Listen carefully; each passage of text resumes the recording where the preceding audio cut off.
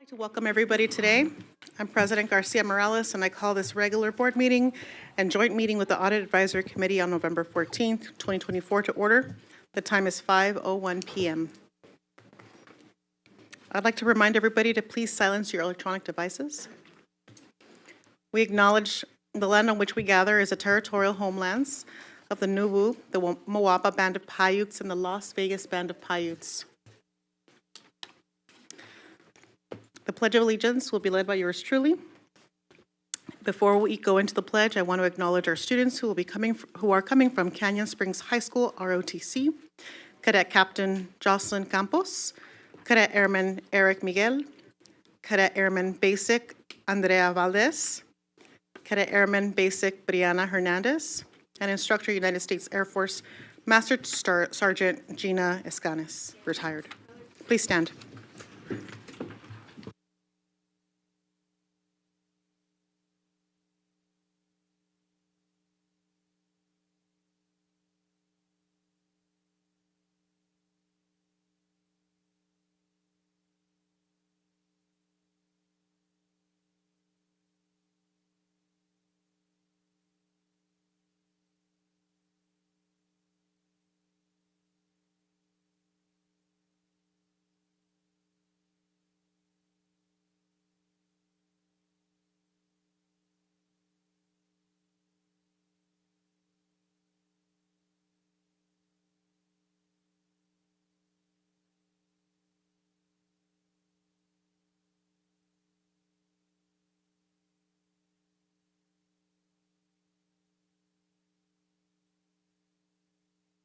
Please have a seat.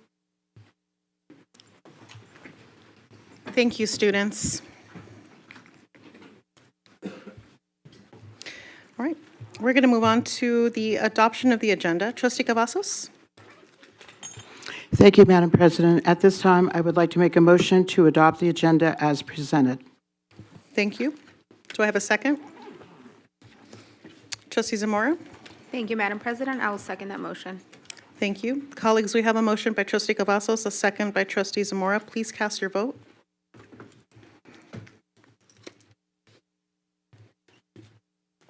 Thank you, colleagues. That motion passes 7-0. Now I'm going to move on to the consent agenda. Before I open the consent agenda, is there anybody who has not had a chance to complete a yellow public speaker card? If not, please do so now. Otherwise, once we begin public comment on consent agenda items, those are items that are listed in section 2 in our agenda. Once I begin a public comment, I will no longer, on this particular item, I will no longer accept yellow public speaker cards. I see you all have some cards. Do you want to turn them in here to Caitlin Taylor? Yeah. Any other yellow? Okay. Thank you. Thank you. I'll start with the individuals who signed up in advance. That's Dr. Beamel, followed by Timothy Underwood. And, yep, thank you. Go ahead, Dr. Beamel.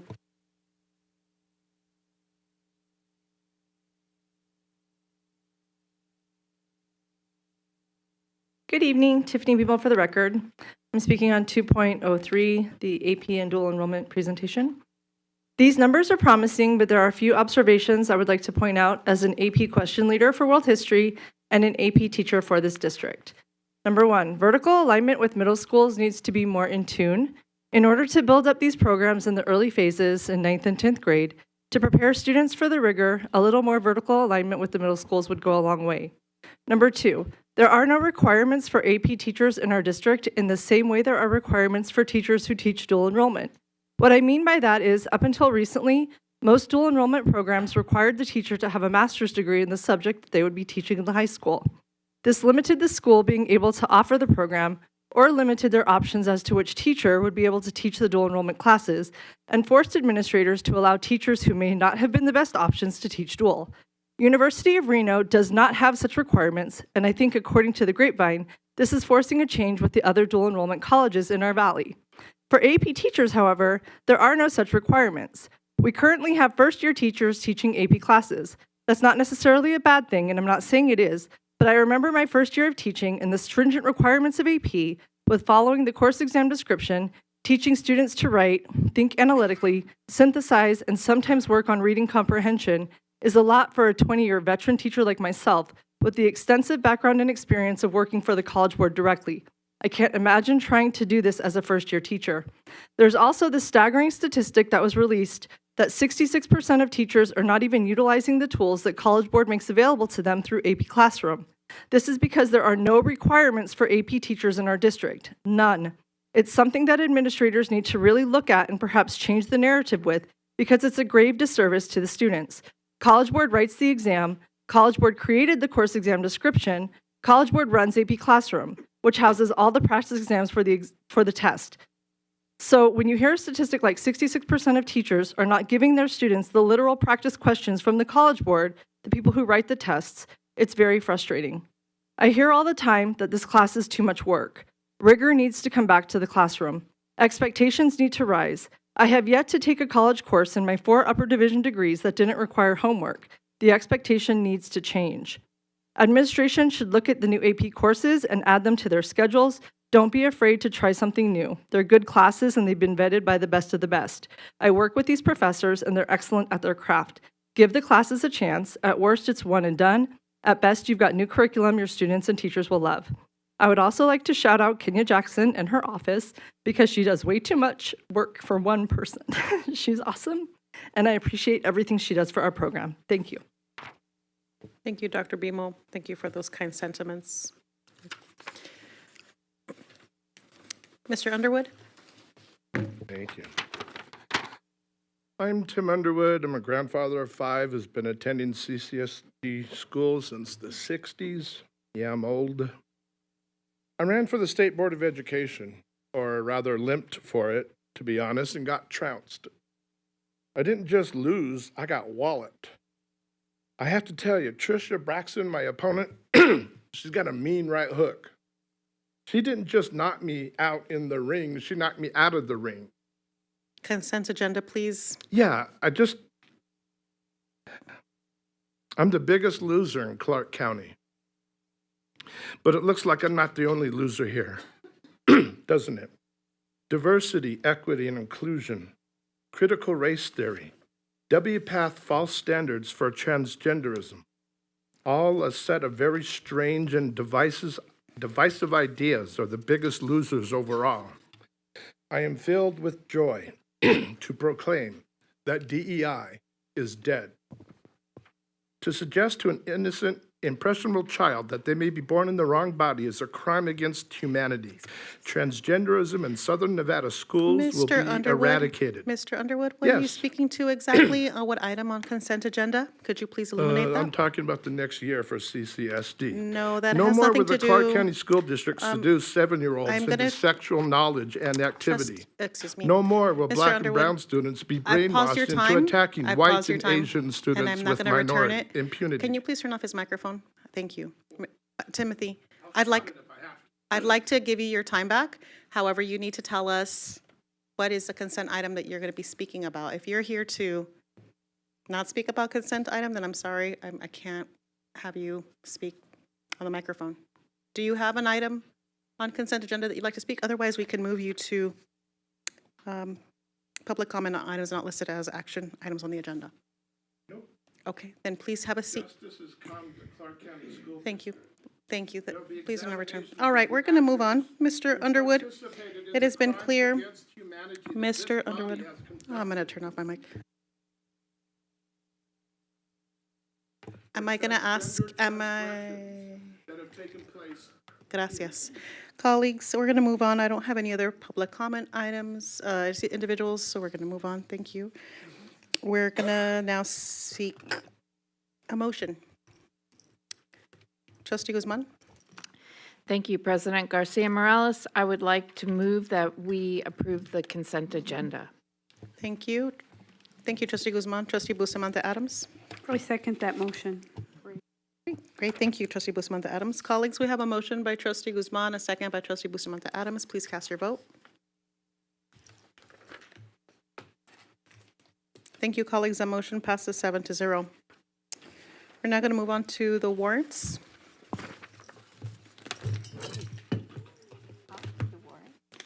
We're good. We got the warrants. Thank you, Trustee Guzman.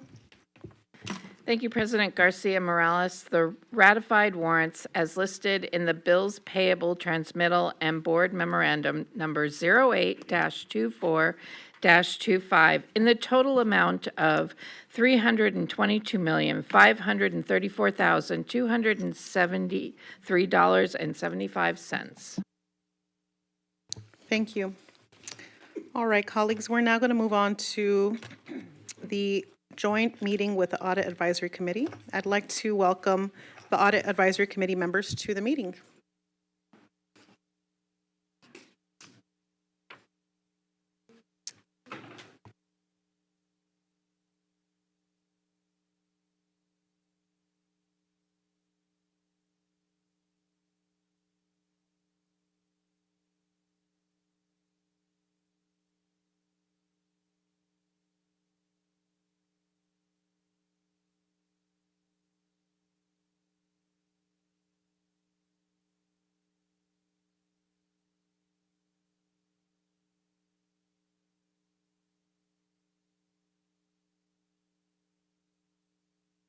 Great. While we settle in, thank you very much, Mr. Caruso. Thank you, everyone, for coming up and for settling in. I want to acknowledge Mr. Robinson.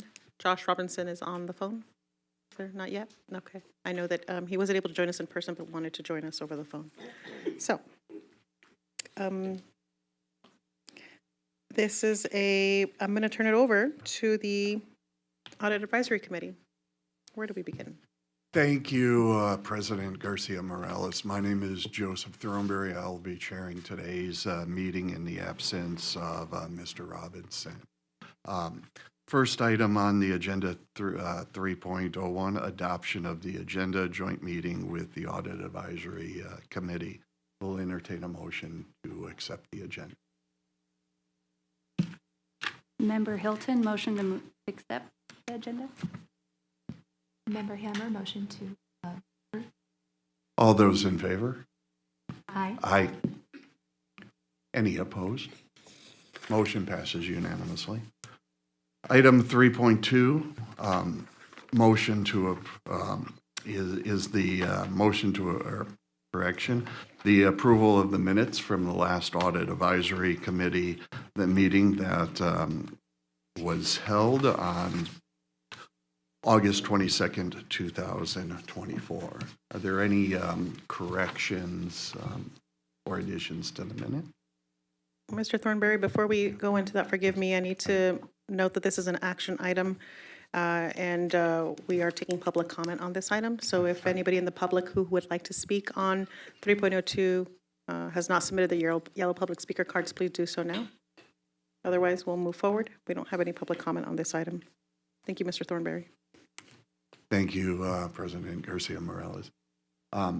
Hearing no discussion, I'll entertain a motion to approve. Member Hilton, motion to approve. Any discussion on first? Sorry.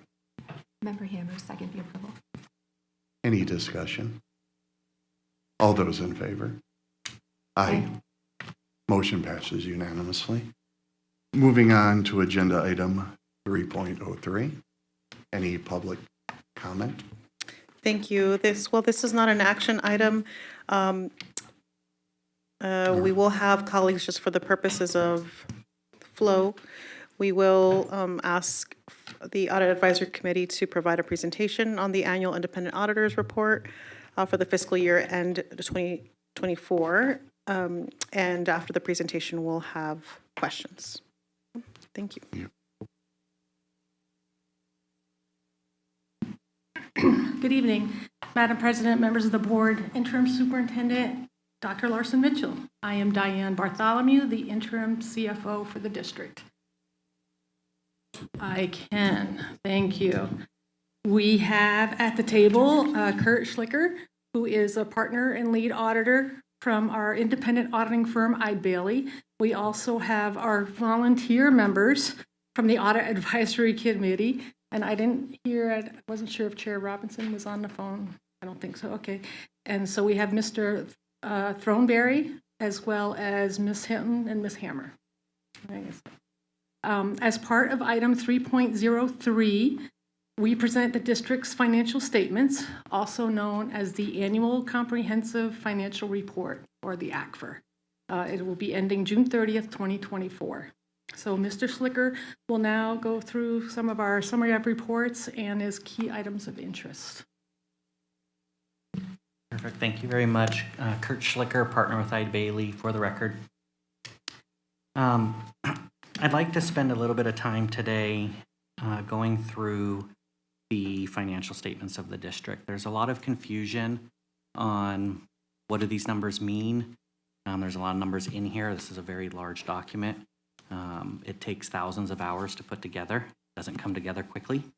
And it can be cumbersome for the trustees, the public, to understand what these numbers mean. So with a little bit of patience, I promise I'll try not to make your eyes glaze over, but I'll try to cover some key numbers, some key ratios, maybe explain a couple of things to just say, what does this mean? So appreciate a little bit of your patience. I'll go through a couple of the key items and then be happy to answer questions afterwards. I'm going to reference to 3.03B. I know there's a 3.03A, but all of those are within B already, so I'm just going to reference through 3.03B and start on page 30 of the reference material. So page 30, this is our independent auditor's report. And when we talk about an independent auditor's report, what does that mean? We gave what's called an unmodified opinion, or a clean opinion as kind of known throughout the public. And what that means is we go through our audit procedures, we look at the balances being reported by the district, by management. So when I say that, the cash, the accounts receivable, the revenue, the debt, the balances that are being reported on the financial statements, and we audit those within a reasonable assurance. So not an absolute assurance. The district has hundreds of thousands of transactions every single month. We don't audit every single transaction. We would never be able to finish. So we employ audit techniques to come to a reasonable assurance that the numbers are reliable. And then hopefully we get to an unmodified opinion or a clean opinion on that, which we issued the district this year. There is, at the top of page 31, a correction of an error paragraph. I'll get to that a little bit later and explain what that means. But essentially, pages 30 through 33 are us talking about our responsibilities under the audit, the auditor's responsibility, management's responsibility, and essentially a clean opinion that we believe these financial statements are fairly stated, at least reasonably assured that they're fairly stated. Starting on page 34, and I promise I'm not going to go through all of it and read it, this is what's called management's discussion and analysis. This is unaudited, so we don't audit the numbers, but this is management's writing of the happenings of the district, kind of in a comparative style, comparing it to the prior year, that they think would be key items of interest for the user. So they talk about key budget items, they talk about changes from prior year, they talk about capital assets and debt, but they try to summarize essentially 200 pages into about 15 pages to make it a little bit more consumable for the user. Moving on, and again, I'm trying not to overcomplicate things, but page 49 of the reference material. This is called the statement of net position. Now, this is commonly what you would think of the balance sheet of the district. So if you have ever looked at commercial companies, worked in finance at all, this is the balance sheet. So your assets and your liabilities. Okay? And so you can see here, it's broken out into a couple different columns. The governmental activities is your general fund and all your normal special revenue funds, your debt funds, all of that. The business type activities is your food service program. I'm going to focus mostly on governmental activities here, and I just want to point out a couple of these numbers and what they mean so we can have some interpretation behind them. You have $9 billion in assets, okay? And that's made up of $2.7 billion in pooled cash and investments. And then you can see $500 million in receivables, and then over $5 billion in capital assets. So that's a lot of infrastructure. Of course, capital assets, schools are expensive, but $2.7 billion in cash. And then we go down the page and you've got 8.9 billion in liabilities. Now, the big pieces that you see there in the liabilities is going to be your bonds, right? That's 3 billion in bonds, and that's just in the long-term portion. But then you have this thing called the net pension liability, 4.1 billion. I don't want to say it's fake because it's not technically fake, but that is a required liability under governmental accounting standards. And that is subject to very significant estimation. And what that represents is in government accounting standards, they look at PERS, and they look at what the unfunded portion of PERS is, and then they allocate that unfunded liability to every participating employer. So said simply is the estimate is that the school district over the next 40 years will essentially fund $4.1 billion in pension liability to PERS. Now that's a very large estimate. I'll show you how large and how sensitive that estimate is to just changes in discount rates and stuff like that a little bit later to put it in perspective for you. It's not, the statement of net position is not necessarily a great decision-making tool because it's got a big estimate in it, and it can be hard to kind of understand how that impacts your financial statements. And so when you go down to your net position is what assets minus liabilities, how much is left over. A good net position is positive because you want more assets than you have liabilities. And so your net position at the bottom is a positive 1.276 billion. Okay, that's good. Now you see a negative unrestricted of 3.1 billion.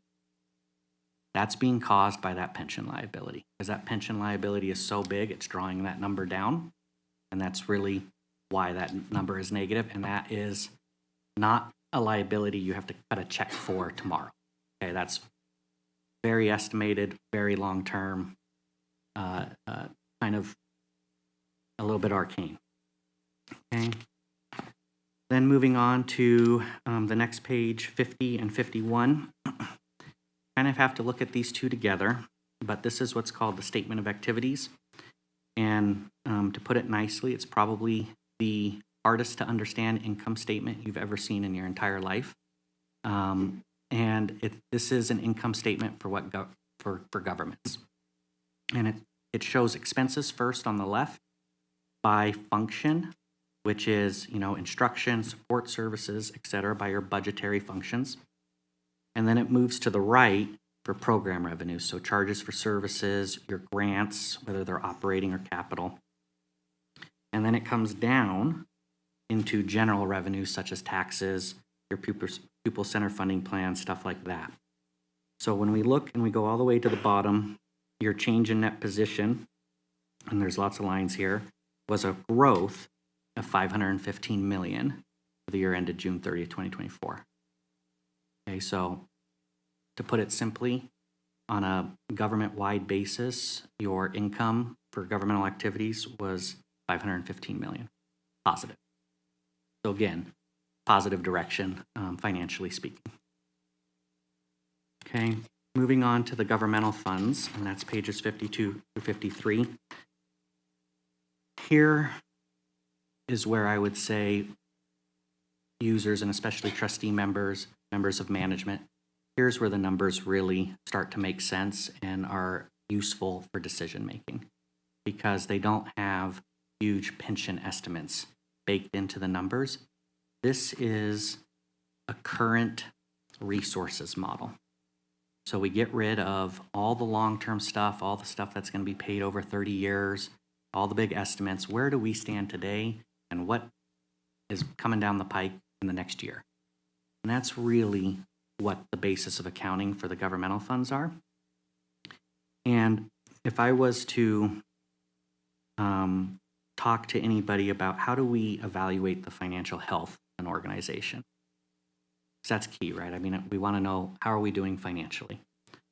For the school district, what I would say is to evaluate your financial health, the two most important funds to look at is your general fund and your debt service fund. And why do I say the debt service fund? Because you have bond payments, And if we think about the two most important things for financial health, it's making payroll and making your bond payments. Those are key. You have to make payroll and you can't default on debt. So if we looked at general fund and the debt service fund, that's really the key financial health funds for the district. And I'll start with the debt service fund and then I'll go back to the general fund. So the debt service fund has $923 million in assets. I'll point this out when we get to the notes in just a couple of minutes. Your average or your debt service for the next year is a little over $400 million. And so if you think about it, you have essentially a little over 2 years of debt service in that fund. So that is good. That's strong because you have basically your next 2 years of bond payments covered. So not any alarm there, no big risks there. Then when I look at the general fund, and sorry, I know I'm flipping kind of back and forth. So the general fund has $969 million in total assets, $557 million out of cash and investments, and $269 million in accounts receivables. Those are highly liquid, right? Because you have cash, you have investments, you can turn that into cash quickly. And accounts receivable theoretically come in within a couple of months, so liquid. We look at your liabilities, $304 million. So we get to a net roughly of $661 million in fund balance. What does that even mean? Is that good, bad? How do we interpret that? Well, the way I interpret that is I look at fund balance as a percentage of your budget, okay? Because that's really the key. So if I look on page 56 of the material, your total expenditures in the general fund for the year ended June 30th, 2024 were $2.6 billion. Okay, so I did the relative quick math, and you have essentially $661 million in fund balance out of a budget of $2.6 billion. You have roughly 25% or 3 months worth of expenses in your fund balance at the end of the year. Okay, so you have 3 months of assets over your liabilities sitting at the end of the year. Management and different think tanks set what minimum fund balance policy should be and what is health and what is not health, what is warning signs. The recommended and minimum level that most would say is you need to have at least a month because you have to have 2 pay periods. You never want to be so close to where you don't have 2 pay periods in the bank. Well, you've got 3 months, so you're doing okay there. Now, there's a little bit of nuance because a lot of that fund balance is restricted. So the school district is subject to NRS 388, which restricts a lot of that fund balance to what's called school carryover, where if schools have unused budget, that budget stays with the school and they use it and it rolls over to keep staying with them in the next year. So some of that, of course, is used on payroll for the schools and other supplies and other technology type stuff for the schools. So you are a little restricted there. And we look at your unassigned fund balance of $151 million at the end of the year. And that is roughly, forgive me, about 5.8% of your budget. And so that's really some flexibility at the trustee and management level to use that as kind of a safety net for unassigned fund balance that you don't have to use it on a specific purpose. But again, overall, you have roughly 25% of fund balance of your general fund expenditures at the end of the year. So that's a fairly healthy position and not too alarming, at least if you were to ask me. Okay, sorry, and moving back to page 56 through 57, and I referenced it earlier, this is your statement of revenues, expenditures, and changes in fund balance. This is your income statement, revenues versus expenses. And I talked about the general fund and a little bit about the debt service fund, but I'll go to the total column. And so the total column had excess or deficiency of revenues over or under expenditures of $49 million. So that means your expenditures exceeded your revenues by $49 million the year ended June 30, 2024. And before that causes a lot of alarm that you had a $49 million decrease in your expenditures or your fund balance there. Again, your total governmental funds, your fund balance is $2.5 billion. And so you've got 49 million decrease there. We're talking a percentage point or two. And again, your general fund balance at the end of the year was 25% of your general fund operating expenditure budget. So again, I don't see an alarm sign, at least with interpreting the numbers within the financial statements for the year ended June 30, 2024.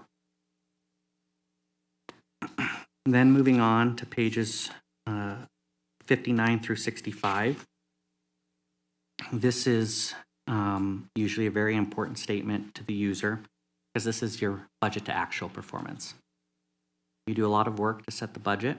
Obviously, we're well aware of the work that goes into the budget and management and through public hearings and working with the trustees. And so when we look at the performance for fiscal year 24, we see that revenues in total came under budget by 14 million. So they underperformed compared to budget by 14 million. And that's largely and entirely due to the 17 million under budget from the People Center funding plan calculation. Okay, so it came in a little under budget there.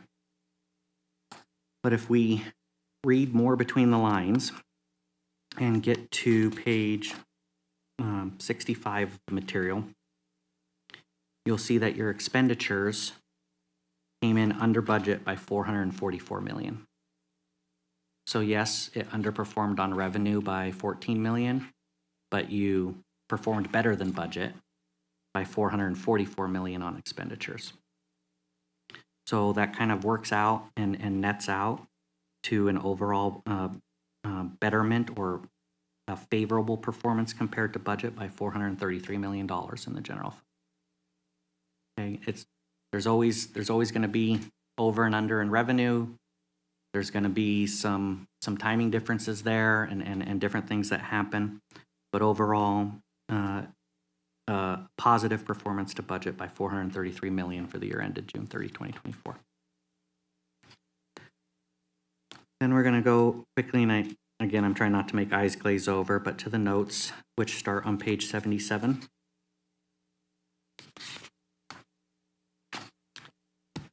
I'm only going to cover a couple of these. I'm not going to read them all, I promise. But if you want to know anything about the district's significant accounting policies, about cash, about investments, about risk of investments, maturity ratings, any of that stuff, you want to know about capital assets, all this information is contained in the notes. It is very, very useful reading if you want to have a true understanding of the finances of the district. There's a lot of information in the notes, so I encourage you to read them at your leisure. But I do want to point out a couple of the footnotes that I think are key and important to understand. So I'll skip to note 8, which is on page, begins on page 99. And this is your general obligations bonds payable. I mentioned earlier, if I was to think about the financial health of a government organization, it's can they make payroll and can they pay their bonds? So note 8 is information about your bonds. Okay, and there's a lot of information there. You have a lot of bonding activity because you build schools. Schools are expensive and you need to finance those. You don't come out of pocket for that. But if you go to the next page, on page 100, there's a schedule that is your summary of debt service. Very key schedule to understand because this is the timing of your bond payments and how much the district has to come up with in the next couple of years to pay your bond payments. So we can see for fiscal year 25, we have $436 million that's due in total principal and interest. And then in 2026, you have $401 million. If you remember back to when I kind of covered the debt service fund, you had a little over $900 million in there. Well, your next 2 years are $436 million and $401 million. So that's where you have slightly over 2 years worth of debt service saved in that debt service fund. Okay, hopefully that makes sense. Then I want to skip next to note 12, which begins on page 104. This is, again, that pension liability that I was talking about. And I'm not going to read through all of this and go through all of this to kind of elaborate on that unfunded net position. But what I wanted to highlight is the sensitivity of the estimate. So if you go to page 108, you'll see at the top left of that page, there is a kind of a sensitivity chart. And how this estimate works is an actuary comes up with a discount rate and values that outflows and inflows for the next 30 or 40 years. And that discount rate determines largely what the estimate is. So do we think assets are going to grow at 6%, 5%, 7%? Do we think benefits are going to grow at 5%, 6%, 7%? So right now the discount rate is 7.25%, and that means your liability is $4.2 billion. But if you just change the discount rate 1%, just 1%, so if the PERS investments under or overperform by 1%, that changes your liability by $2 billion. By just a 1% change in performance. That's a $2 billion change in estimate. So that's why I said earlier that the statement of net position has a really large estimate baked into it and makes it really difficult for the user to make business decisions on it, because you've got to understand that in governmental accounting, there's this widely variable estimate that lives there. So the governmental funds are a lot easier to make business decisions on. Note 16, which begins on page 114. Oh, sorry, excuse me, page 113. This note provides information of all the health benefit plans for the various collective bargaining units. You have 4 different plans. It provides information on the benefits provided, the payments, et cetera, et cetera. This, very similar to pension, just not to that same scope and scale, also is completely estimated and is subject to changes in the discount rate and the healthcare cost trend rate. So if you go to page 124, there's again a sensitivity table here where the discount rate for the valuation of your post-retirement OPEB plans is 3.65%. A 1% change on either way is roughly $20 million of impact there. And then you can see the trend rate as well. Okay, so I just wanted to point out debt and the 2 really large estimates sitting on the statement of net position and understand that kind of sensitivity in those estimates. And then the last footnote that we're going to cover is note 20, which begins on page 129. So the district implemented a new GASB standard this year. It's called compensated absences. It was GASB 101. In compensated absences, GASB changed so that you had to value all types of leave on your balance sheet, even if you weren't going to pay them at termination. And it used to be that you would only put leave on the balance sheet, so vacation or comp time, if you were going to pay that at termination. And they said, that's too confusing anymore. Just accrue all the leave that is outstanding. And so the big impact to the school district was sick. So sick leave, a lot of people would forfeit sick when they would separate from service. And so that liability wasn't really represented on the balance sheet. And with GASB 101, that changed.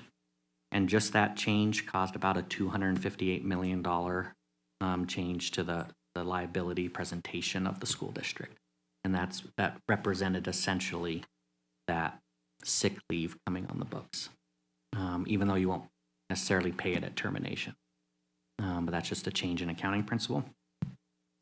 And then we had a $3.7 million correction of an error that's listed there. Again, I'll get to that when we get to the audit results, and promise just a couple minutes. Okay, I'm just going to point these next things out. I'm not going to go over them in detail unless anybody has questions at the end, but beginning on page 144 is your supplementary information. And supplementary information is all the details of the budget to actual schedules of the individual funds. So if you want to see how your gifted and talented fund ran, or your at-risk program fund ran, or any specific fund that you have, special education, state grants, et cetera, all that details in the supplementary information. It's all information that ties back up to the front. It's just more detailed. I'm not going to go over it. I just wanted to point out that that's where the detailed information is. Then for your statistical section, that begins on page 226. For the statistical section, this is unaudited. We don't look at it, but this is to present an ACFR, so an annual comprehensive financial report. That's a specific type of financial statements for financial reporting excellence, and it's submitted to the Governor's Finance Officers Association for an award. And the GFOA requires statistical information to be presented, so it gives 10-year trend information. So there's stuff in there from enrollment to income statement and to population and to top employers and all that type of stuff. It's unaudited. We don't look at it. Management prepares it. But if you're interested in various statistics and trends, you can certainly browse through that at your leisure. And now essentially to get to the results and any findings and stuff like that. Page 264 of the reference material. This is our independent auditor's report on internal controls. And so when we do our audit, we work through the balances, and if we have an adjustment, if we find something that we didn't like, didn't agree with, ask management to fix. Depending on the significance of those, we write up an internal control finding. As we say, you made a mistake here, we need to write it up. And so this year we reported one finding. It's 2024-001, and it has to do with the recording of essentially interest revenue. It's really interest receivables from the prior year. And what happened is management has a report from their treasury system that reports how much interest was earned on some investments. And during the year, they learned that that report was generating information that was not interest revenue. And that report had been relied on for a couple of years, and they fixed it. So management did the right thing. They got the correct report, they fixed it in the current year. Well, where the error was is they forgot to fix the beginning of the year, because that interest receivable, the timing and the receipt of that impacts what your revenue is in the current year. I don't want to get too technical on accounting here, but essentially that beginning of the year balance affects the current year income statement. Affected it by $3.7 million. And we're required under accounting standards, when there's a restatement, that's a presumptive finding. So even though management found the error in the current year and corrected it in the current year, and there's a restatement to the beginning balance, that's a presumptive finding under auditing standards. So I had to write a finding for that. I couldn't avoid it. So that finding is listed as 2024-001, but that's the nature of it and what it relates to. The following pages is on page 266. This is our independent auditor's report on compliance for each major federal program. So the school district had about $773 million in federal grants this year. And we audited roughly a little over 400 million of those. We go through different procedures to select what programs to audit. And I'm happy to say that we did not report any findings as a result of our major grant federal program compliance audit, which is a very, very positive outcome for the district. This is called single audit. Single audit is usually ripe with a lot of findings and errors and a lot of internal control matters, but we did not find any or need to report any in the current year. So it was very clean for the federal grant program audit this year. And then on page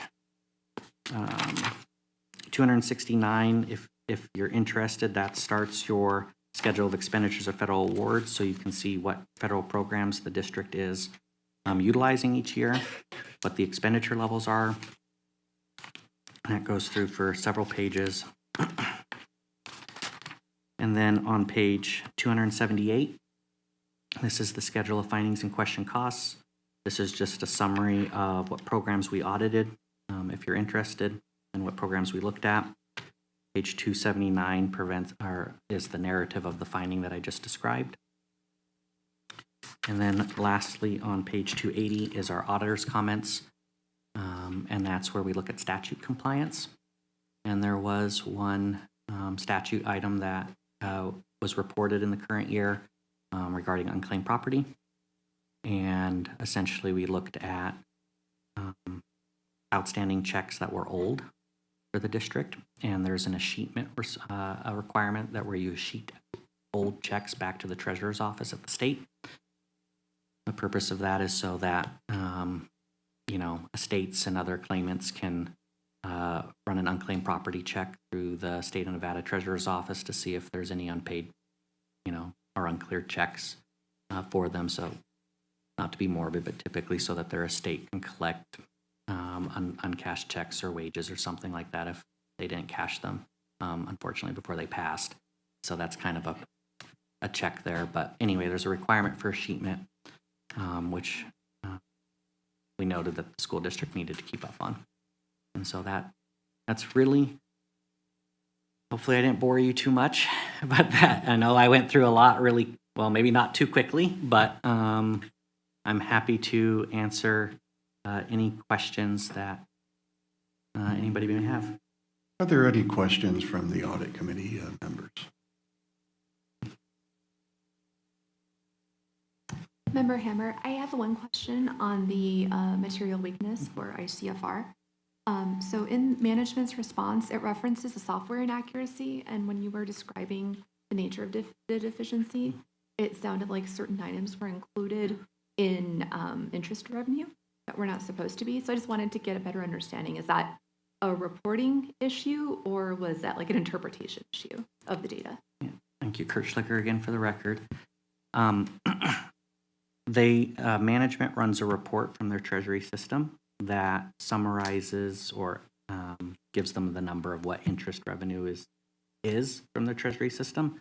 And so they relied on that report. That report was not providing interest information. It was providing an amortization of unrealized gains and losses, which I don't want to get too much into the weeds, but essentially it wasn't providing the interest revenue number, and that they thought it was. And then when they worked with the vendor this year to gain additional information, learned that it wasn't providing interest revenue as they previously thought it was, and then basically updated the report, provide the correct information, and then corrected the information. Thank you. Any additional questions from the audit committee? Madam President. Thank you, Mr. Thornberry. Colleagues, at this time, I'll take you in the queue to see if there are any questions regarding our presentation. Trustee Bustamante Adams. Thank you, Madam President. First, I just want to thank the members of the Audit Committee because it is a volunteer position, and our gratitudes for serving in that capacity, so thank you. And I only remember your first name, so Kurt, that's right? So thank you for the presentation. I appreciated the details. My question had to do on the finding in the calculation for the interest. So from what I read, management notified our auditor, right? And so it was a self-disclose and not the other way around. Is that correct? Thank you, Kurt Schlicker, Arlide Bailey for the record. Trustee Bustamante Adams. Management disclosed the error to us, yes. And then we asked if it had been corrected through the current year and then, or the prior year, and that's kind of what set the ball rolling. We're required under, again, auditing standards, if there's a restatement, we have to report a finding for that. That's just an assumed error in internal controls. Management found it and corrected it in the current year. So if I was to say, how alarming is this? Well, management found it and corrected it. I just, under auditing, I have to do my job. So under auditing standards, I had to report a finding for it. I was required to. Thank you, thank you. And I do appreciate that our financial health looks good based on the audit. I would also ask the question about our bond rating. I know that you didn't go into detail, but we are still in good standing based on the information and the financial health from this audit report. Would that be an accurate statement? Madam President, Diane Bartholomew for the record, members of the board. Yes, we go through a process with our raters, Moody's and S&P. So yes, our ratings have been positive. I think we're A1. I don't have it with me. Yeah, that's but what it's. Yes, we do have good ratings, and that does help with our interest rate when we go to bond. Thank you, Madam President. Thank you, Trustee Bustamante Adams. I'll turn it over to trustees. I'll just take a moment to appreciate staff who helped us turn on the AC. Incredibly grateful for that. Trustee Esparza-Stoffagen. Thank you also to the Audit Advisory Committee. Appreciate meeting you in person for the first time. So I have about 3 questions, but I'll probably get 2. We had briefings, so the public understands. We had the opportunity to ask you some questions prior. And one of the questions that I asked you was based on your experience with an organization of this magnitude and this amount of funding, are the findings pretty, what is your experience with that compared to another organization? I just want the public to put that in context. Yeah, thank you. Kurt Schliger with Eide Bailey for the record. Trustee Stoffagen. The school district is very large, and you have a lot of expenditures. You have a big single audit. One finding is rare, as in good rare. Usually audits of big organizations, at least some of them that I do and some of them that I lead. I have some large organizations that we're talking 20 findings or 60 findings, depending on the organization. So 1 is a very good outcome. Last year, just to put it in perspective, you had 5, which I was the engagement partner there. So you went from 5 to 1, and there was an improved performance there. And so 1 finding, especially of this nature, again, is a good outcome for the school district. Thank you, Trustee Esparza-Stoffagen. Trustee Guzman. Thank you, President Garcia Morales, and mine will be, sorry, we time each other. So I noticed that you mentioned that the ending fund balance was 25%. Did you take into account that schools have their own budget and then there's a central office budget? And because I couldn't find it, was it listed in the audit what those 2 separate ending fund balance percentages were? Kurt Schlicker with Eide Bailey for the record. Trustee Guzman, when you look at the general fund balance sheet, there's a component of fund balance that's called restricted, and you'll see the school carryovers. So those, I believe, are the school carryover budgets that you're referencing. Great. The restricted fund balance roughly was around $387 million, or close to 15, I'm rounding 15% of your general fund expenditures for the year. 15% of that is in those school carryover. And then your unassigned fund balance was 5.8% of your general fund expenditures. And again, the fund balance is the net of assets and liabilities at the end of the year. Thank you. I believe in the law, Diane, it says 12.4, 12.8 is restricted. Madam President, members of the board, Diane Bartholomew for the record. Are you referring to what the law wants you to have, is expecting? Yes. I want to say it's 16%. No, Right. it isn't. It is, I think it's 12. But, and so you're talking about of expenditures, the numbers we're always talking about are unassigned, and it's of revenues. That's where we get our 4.5%.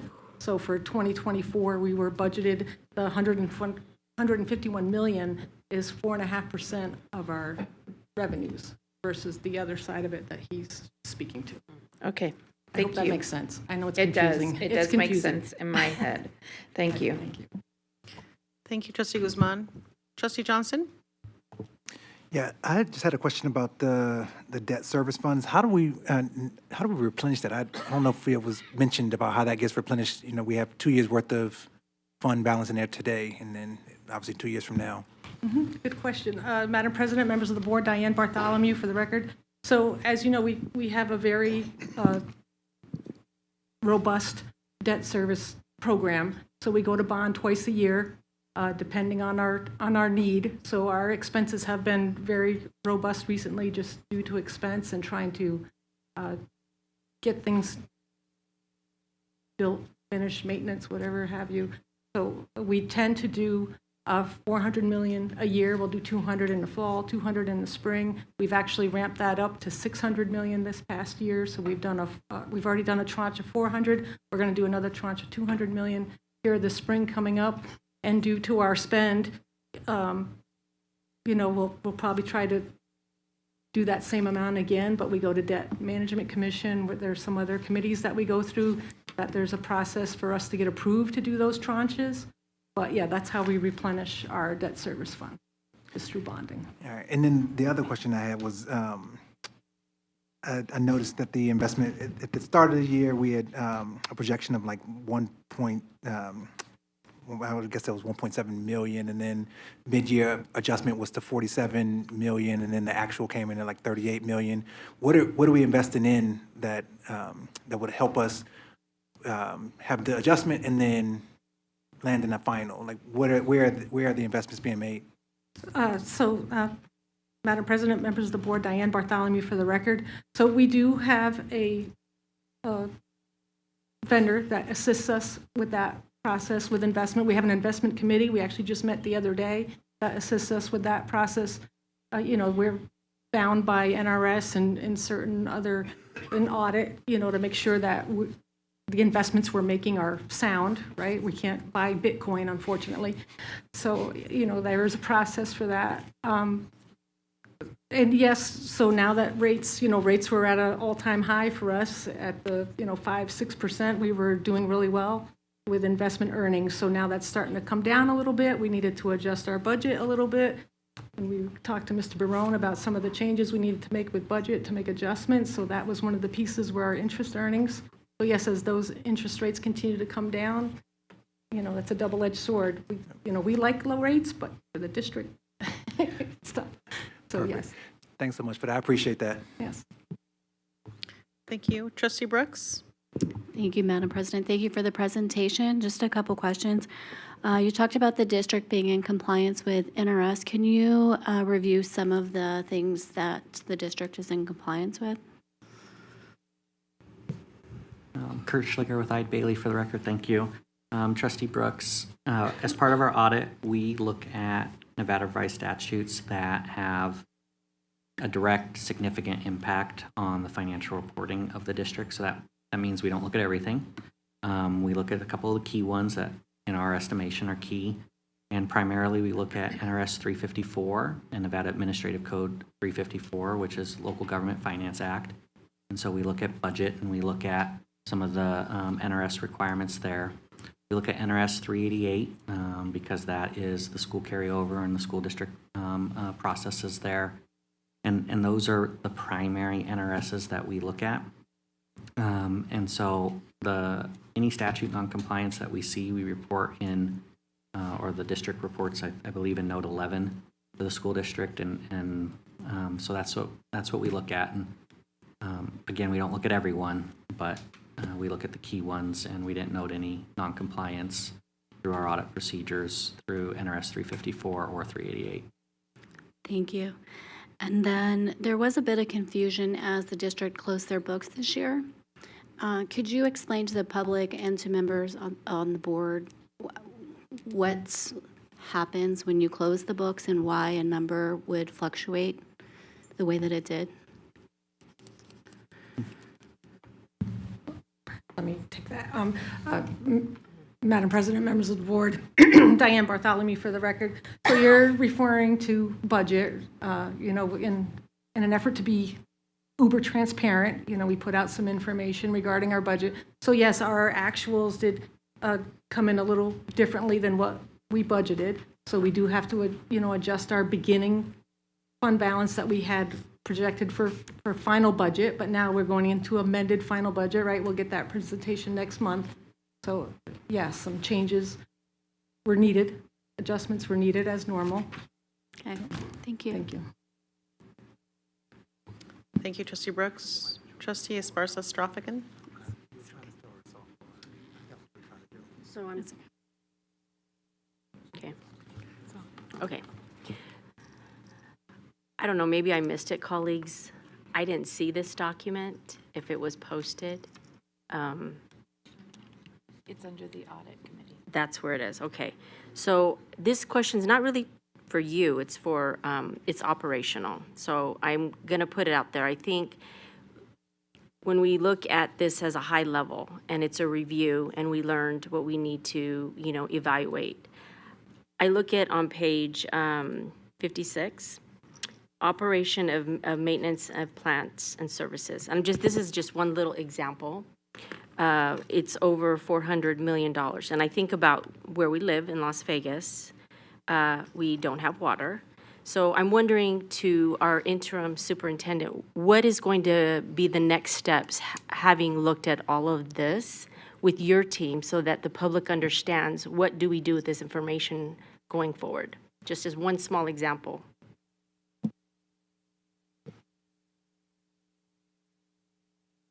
Madam President, members of the board, for the record, Brenda Larson Mitchell. So with working alongside the budget team, we're putting systems and structures in place so that we can be more transparent and more visible and working collectively as a team.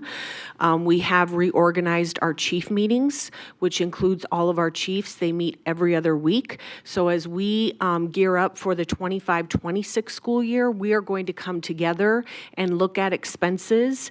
We need to identify what we are going to purchase centrally for schools, and what schools will need to purchase. We provide that in our strategic budget guide in January when we release it, but we need to work together outside of silos to determine how we prioritize expenses for the Clark County School District and working together as one team. I hope that answers your question, Trustee. Thank you. Okay, colleagues, I don't see any further discussion in the queue, so I'm going to turn it back. Let's see. I think we can move on to item 3.04. Mr. Thornberry? Yes. The 3.03 was discussion only. 3.04 is for action. It'll be the independent auditor's narrative report, recommendations, and district responses to those recommendations for fiscal year June 30th, 2024.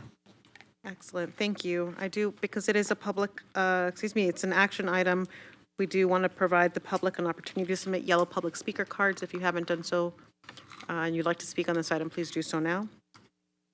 I don't see any public speaker cards. We can continue.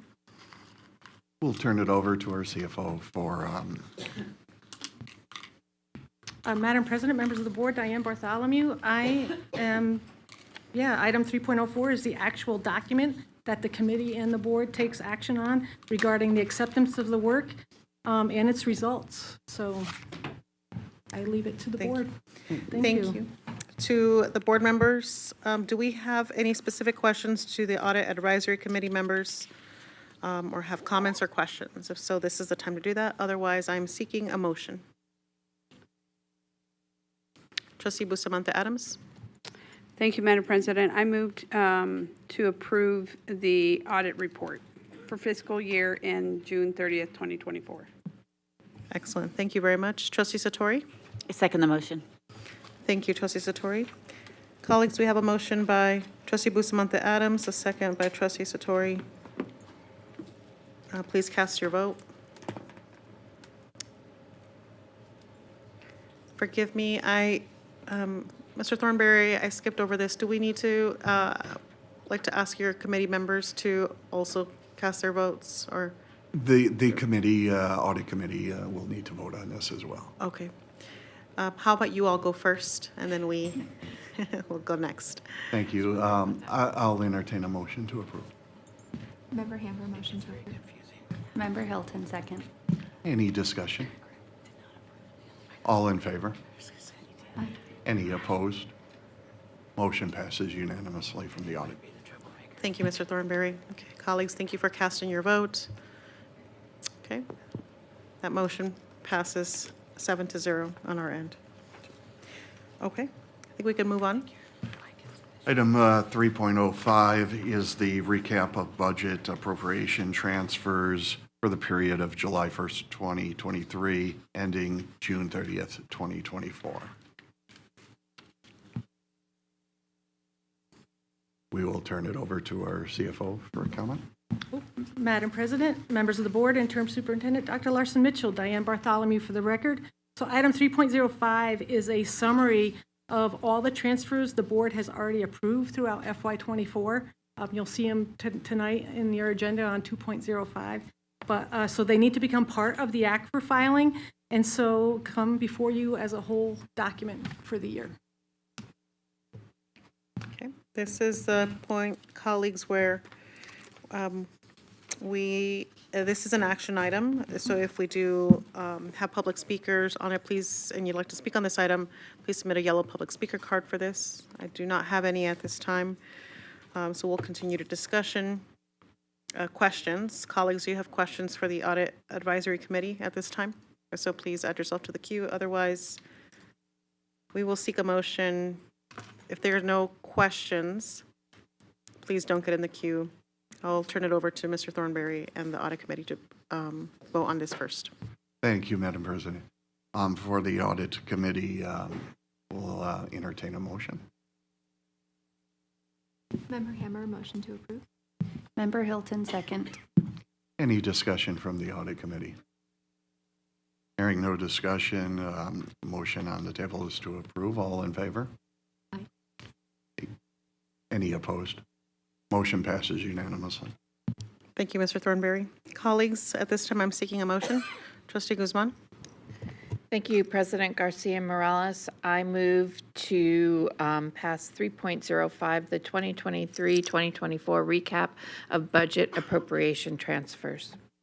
Thank you, Trustee Guzman. Trustee Cavazos. Thank you, Madam President. I will second that motion. Thank you, Trustee Cavazos. Colleagues, we have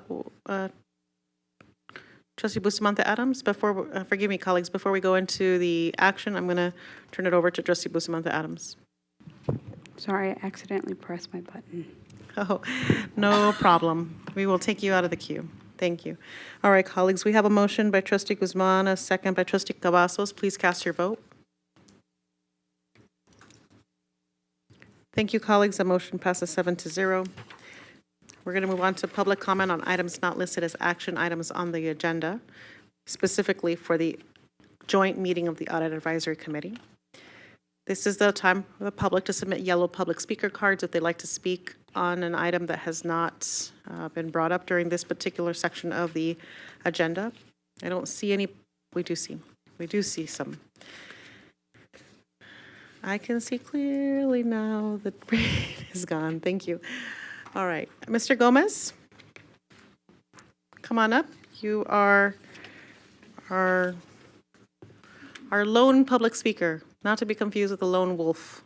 Not a lone wolf. Come on, get up here. David Gomez, for the record, Nevada Peace Alliance president. I wanted to talk about this audit advisory. You know, these teams, they make the schools actually fill out an applications, to ask for certain things, and, you know, when it comes to budgets and different process, and they never reimburse the school back their money. They just tell them to redo it over again. And when they're doing these audits, sometimes they're not doing it appropriately. And what I mean by that is, even when Mr. Gowdy was still here, I asked, where did those mirrors go to? And still, nobody wants to answer that question. I went to the building back over here to speak to them, the audit building, and they just kept the door closed and made sure that I couldn't talk to anybody except to go figure it out yourself. But I still want to know, where did those mirrors go to? And why the audit advisory is not auditing those type of things. Like, who really needs a pocket mirror? Like, for reals, why are we buying pocket mirror? And I've said this before, and I still want to know where that money went and why did they allocate it towards pocket mirrors, and why it hasn't been audited correctly and properly behind the measures of what they need to do. I know it's easy just to let something go when it's like this much money, but it's still our money. And this is what I'm talking about. If they're not going to audit things correctly, then what's the point in having an audit team that's not going to look at these things to come and express it to you guys exactly where each dollar went? Thank you very much. Thank you, Mr.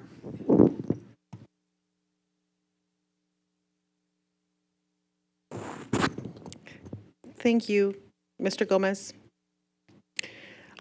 Okay, colleagues, I'm going to turn it over to, actually, that concludes public comment. I'm going to turn it over to Mr. Thornberry to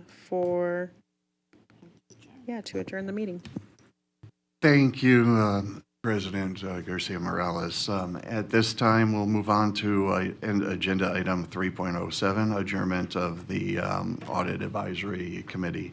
Do I have a motion for adjournment? Member Hammer, motion to approve. Member Hilton, second. All in favor? Aye. Aye. None opposed. Motion passes unanimously. Thank you, Mr. Thornberry. Colleagues, we're going to turn it over to the regular board meeting. Thank you. We really appreciate your service and your support of the district. Incredibly grateful. Colleagues, I am going to ask for us to adjourn this part of the joint meeting with the Audit Advisory Committee. Can I please ask for a motion? Trustee Cavazos? Madam President, I'd like at this time to make a motion to adjourn the joint Audit Advisory Committee meeting. Thank you, Trustee Cavazos. Trustee Zamora? Thank you, Madam President. I would like to second that motion.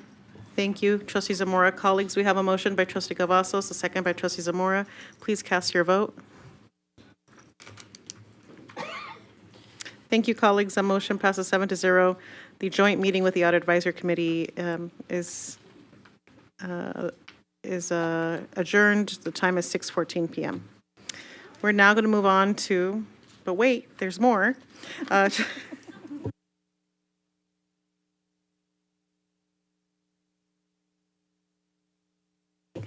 All right, we're going to move on to item 4.01. That's the trustee and superintendent business items. This is a public hearing and possible action on the American Indian Alaska Native policies and procedures for federal impact aid, section 7003. This is an action item. Forgive me. Yes, this is an action item. So if there's members of the public who would like to speak on this item, please submit public speaker card now. Otherwise, once we begin the presentation, we will no longer accept public speaker cards. I'm now going to turn this item over to Todd Story for an explanation and possible approval of the American Indian Alaska Native policies and procedures for federal impact aid, section 7003. Thank you. Good evening, President Garcia Morales, board members, interim superintendent Dr. Larson Mitchell, Todd Story, Chief Communications Officer. For the record, we are here to review and potentially approve updates to the American Indian Alaska Native policies and procedures as part of the federal impact aid section 7003 requirements. These updates, developed in collaboration with the American Indian communities, ensure equal educational opportunities for Native students and give parents and tribal representatives input on district programs. Dr. Keating will now walk us through the proposed updates. Thank you, Todd. Good evening, President Garcia Morales, members of the board, Interim Superintendent Dr. Larson Mitchell. For the record, Brad Keating. Let me start first by thanking two people in the audience, two rock stars who I get a chance to work with every single day. Kelsey Rodman, our Director of Engagement and Events, and Richie Savage, our Coordinator of the Indian Education Opportunities Program, who are doing amazing things for our students every single day, so I wanted to thank them for that.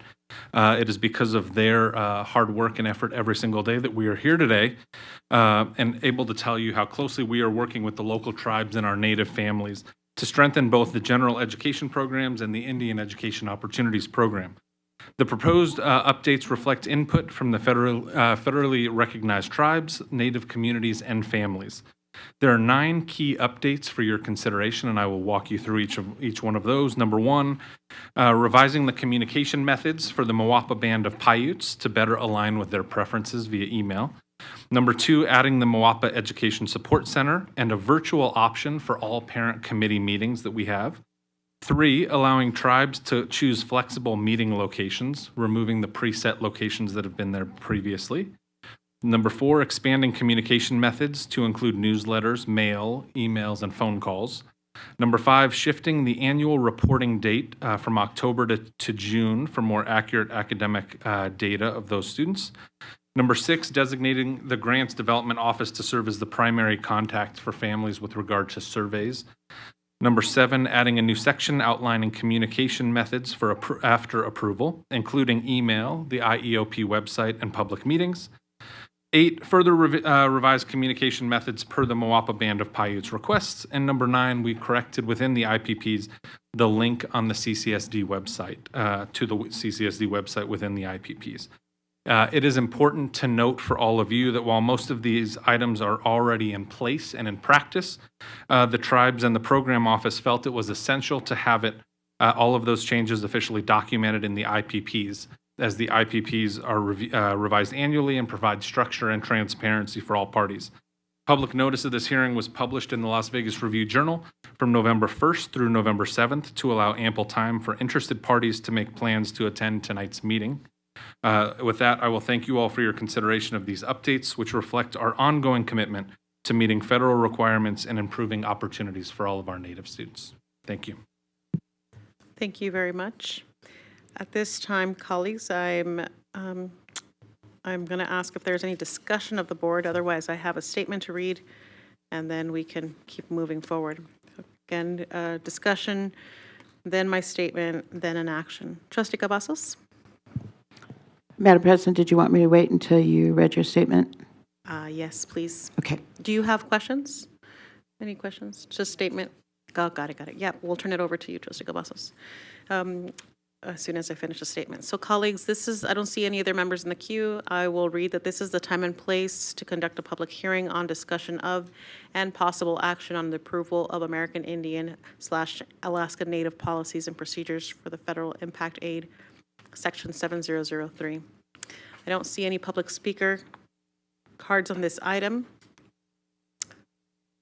So this means that the public hearing is now closed. Trustee Cavazos? Thank you, Madam President. No questions here. I just wanted to make a statement to thank our family engagement and also the individuals that Dr. Keating had mentioned, Todd, and I think are Richie and Kelsey in the audience? Yes. Thank you. They have done an amazing job. If you have never attended any of our Indian education events, especially their senior events, any of the ribbon cutting that, for the education center, they are amazing. They are so inspiring, and I would urge my colleagues and any community members to please be there if you can. I did want to point out also that on these updates, can't help but notice that a lot of these have to do with communication methods, and you guys have done an amazing job on that. Kudos to all of you in the department, and we thank you. And I know I have received so many positive comments from the family, so thank you again for your work. Thank you, Trustee Cavazos. I'm going to move on and see if we have a motion on the floor. Trustee Guzman? Thank you, and thank you for bringing this forward. I'm really excited about this. I'd like to move that we approve the American Indian Alaska Native Policies and Procedures for Federal Impact Aid, Section 7003. Thank you, Trustee Guzman. Trustee Bustamante Adams? I will second that motion. Thank you, Trustee Bustamante Adams. Colleagues, we have a motion by Trustee Guzman, second by Trustee Bustamante Adams. Please cast your vote. Thank you, colleagues. The motion passes 7-0. Thank you both for your time, Mr. Story, Mr. Keating. Thank you. We're going to move on now, colleagues, to item 4.02. That is the notice of intent with the Clark County School District Regulation 6150. I do want to state that this is a public comment item, so if you would like to submit public comment on this item, please submit your public speaker card now. Otherwise, once we begin the presentation, we will no longer accept public speaker cards. I'll turn it over to Mr. Mansell. Thank you. Madam President, members of the board, Interim Superintendent Larson Mitchell. For the record, Dustin Mansell, Chief Academic Officer. I am joined by Elena Kreiner-Wilson, our Assistant Superintendent of the Curriculum and Instruction Division. Today, we are here to provide a notice of intent to amend Clark County School District Regulation 6150, titled Instructional Materials. Clark County School District Regulation 6150 was last revised by the Board of School Trustees in 2021. The proposed amendments will align the regulation with Policy 6161, School Libraries, and provide additional clarity regarding the selection of supplemental textbooks and school library resources. I would like to take a quick moment to thank our teacher librarian leads, our school principal representatives, region leadership, and members of the Clark County School District Extended Leadership Team for their continued collaboration and support in developing and refining these recommendations. We appreciate everyone's collaborative efforts. Madam President, with your permission, I will hand over the presentation to Ms. Kreiner-Wilson, who will provide the proposed amendments regarding Clark County School District Regulation 6150 instructional materials. Thank you, Madam President. Madam President, members of the board, Interim Superintendent Larson Mitchell. For the record, Elena Kreiner-Wilson, Assistant Superintendent, Curriculum and Instruction Division. The reference material for item 4.02, Notice of Intent, Clark County School District Regulation 6150, outlines the proposed deletions and additions to the regulation. I will provide an overview of the proposed changes. On pages 1, 2, and 3, there are updates in language used to current practice. On the bottom of page 2, we refer to the Library Media Center Committee as a school-based committee. On page 3, we included the reference to the CCF 400 and provided additional clarity for school-based committees regarding the review process. On pages 4 and 5, you will see additions to address the appeal process, including the Central Content Area Committee for reviewing supplemental textbooks and a Central Library Media Center Committee for reviewing school library resources. Also on page 5, we updated the language regarding media use for instructional purposes. On the bottom of page 5 and on page 6, we aligned the language to Policy 6161, School Libraries, to ensure all school libraries have a certified teacher librarian. Thank you for this opportunity to share the proposed amendments regarding Clark County School District Regulation 6150 instructional materials. At this time, we will pause and take any questions from the board. Thank you. Colleagues, at this time, before we do that, we have public comment, and we'll start there. Begin with individuals who signed up in advance. Nicole Beer, you're first, followed by Mr. Underwood, and then Robin Carpenter.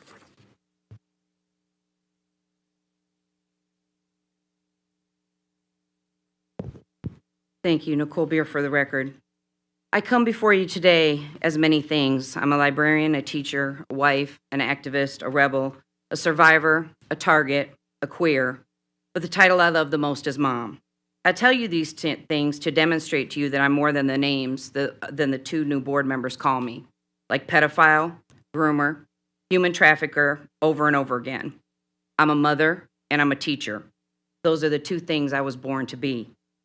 Today, thousands of schools around the country, including mine, celebrated Ruby Bridges Day. Without Policy 6150, we may not be able to have a celebration for a Black American hero. You see, Moms for Liberty and other alt-right anti-government organizations have banned her book in dozens of districts. Ruby Bridges said about her books being banned, they said the reason why my books were banned was because it made young white kids feel bad about themselves. So for them to say that, that's ridiculous. So when they started targeting me, I couldn't ignore it. Then I got a call from Congress asking me if I could step up. She spoke on the congressional floor in 2022, warning about the book banning crisis. Well, now they're among us. This room already stinks of the intolerance and bigotry. They will try to sell themselves as anti-LGBTQ and protectors of our nation's children. They will try to convince you into thinking they are just keeping queerness away from children, like that's not bad enough. They are trying to change history. I tell you on that dais, I am watching you. I don't want to see the welcome wagon and quid pro quo deals with these two contemptuous human beings.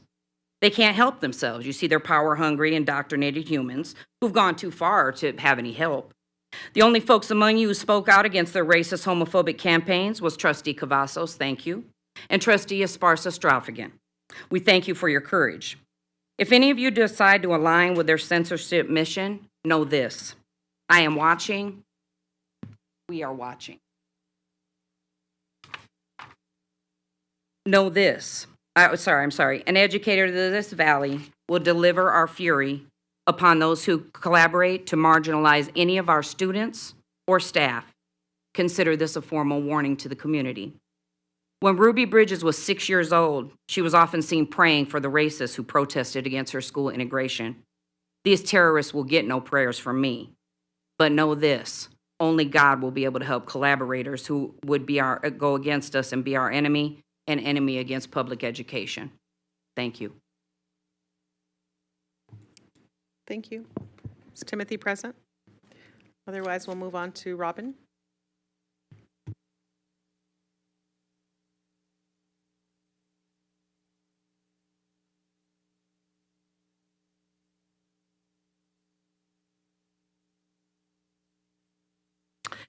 Good evening. My name is Robin Carpenter, and I have been a certified teacher librarian in CCSD for the past 13 years. I'm here tonight to ask you to approve in their entirety the proposed revisions to Regulation 6150 regarding instructional materials and school library resources. Most of the changes are simple clarifications, while the deletions of items in Section 8A serve to bring Regulation 6150 into alignment with the changes the board already approved to Policy 6161 in August of 2023, whereby all CCSD schools are now required to have an effective school library program and a certified teacher librarian, period.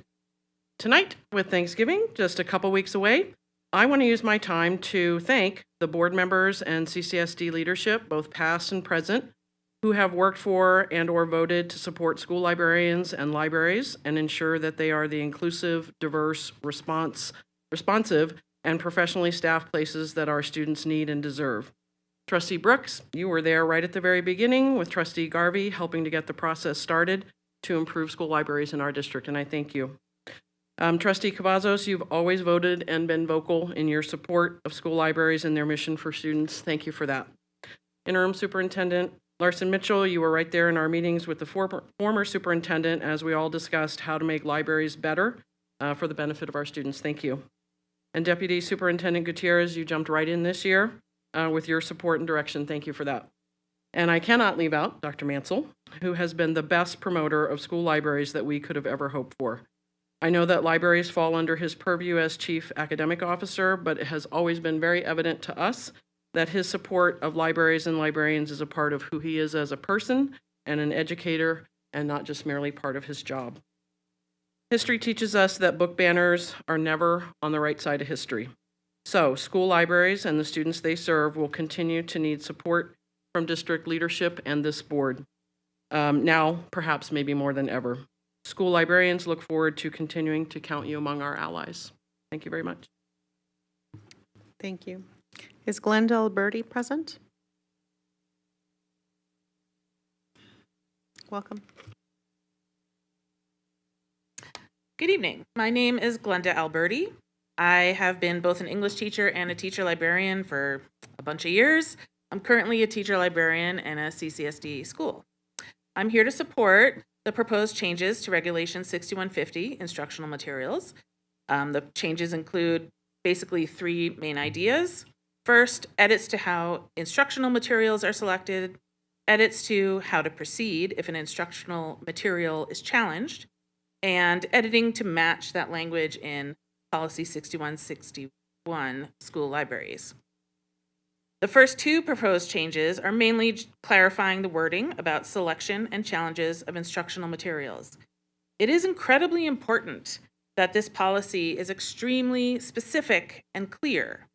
As we know, people are actively submitting challenges for instructional materials in CCSD schools. I personally participated in the challenge process last year when a book used for instruction was challenged at my school. I know the process firsthand, and I promise you, people will exploit weaknesses in the language of the policy. We need to shore up that policy against the gale of those who would dismantle them. The proposed edits will do that. Equally important is editing the Section 8 of Regulation 6150 that does not currently quite match the paragraph of Policy 6161, which simply states an effective school library includes a certified teacher librarian. There's no caveat in Policy 6161 allowing principals to thwart this policy in order to hire their uncertified teacher friends to fill those library positions. If the language of each document does not echo each other, it is too easy for one to argue that it is still okay to put an uncertified personnel in a certified librarian position. Again, we need to be specific and clear about that point. To conclude, I admonish you to please approve all of the proposed changes to Regulation 6150 to tighten up that language and protect the integrity of our instructional materials and school library programs. Thank you very much. Thank you. Okay, colleagues, I don't see any more public comment on 4.02. Let's go ahead and begin a motion. I'll entertain a motion. Trustee Brooks? Thank you, Madam President. I move to approve item 4.02 as presented. Thank you. Trustee Esparza-Strophagan? And I will second that motion. Thank you.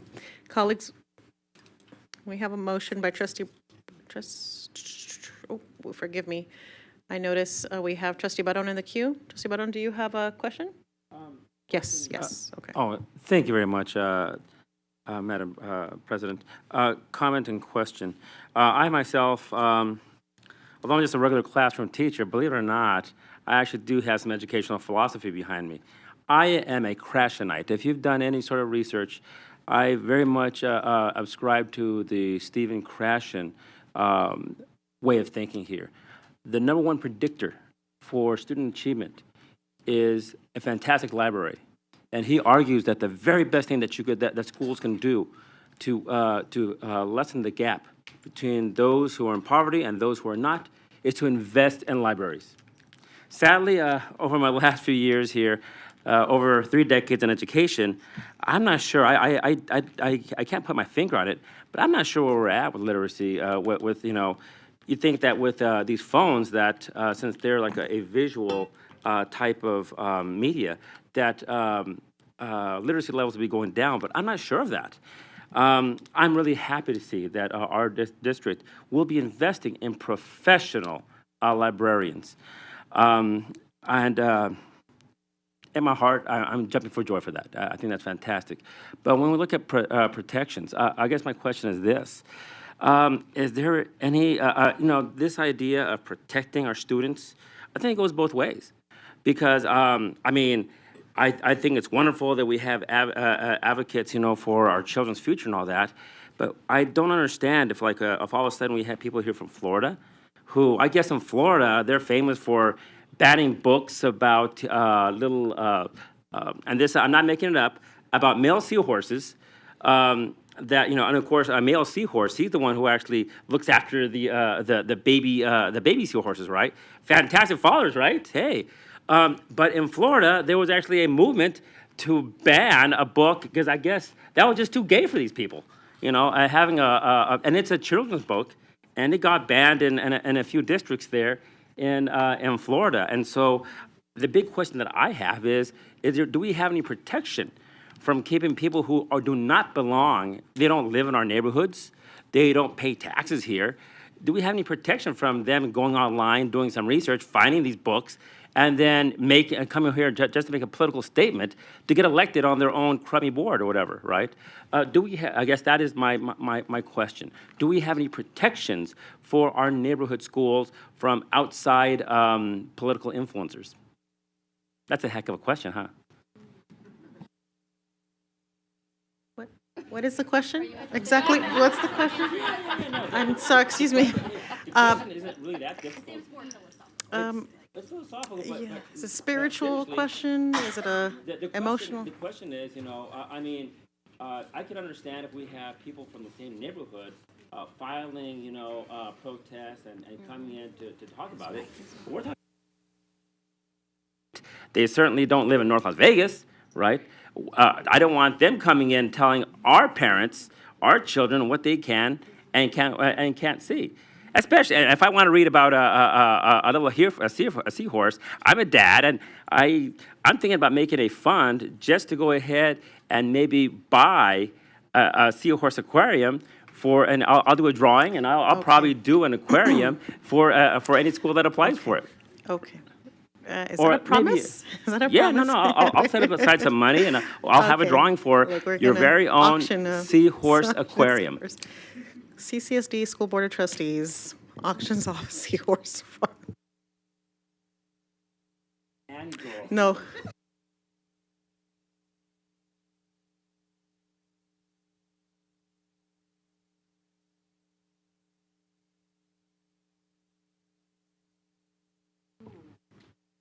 Trustee Barron, I believe that you're making a statement, and there is no specific question.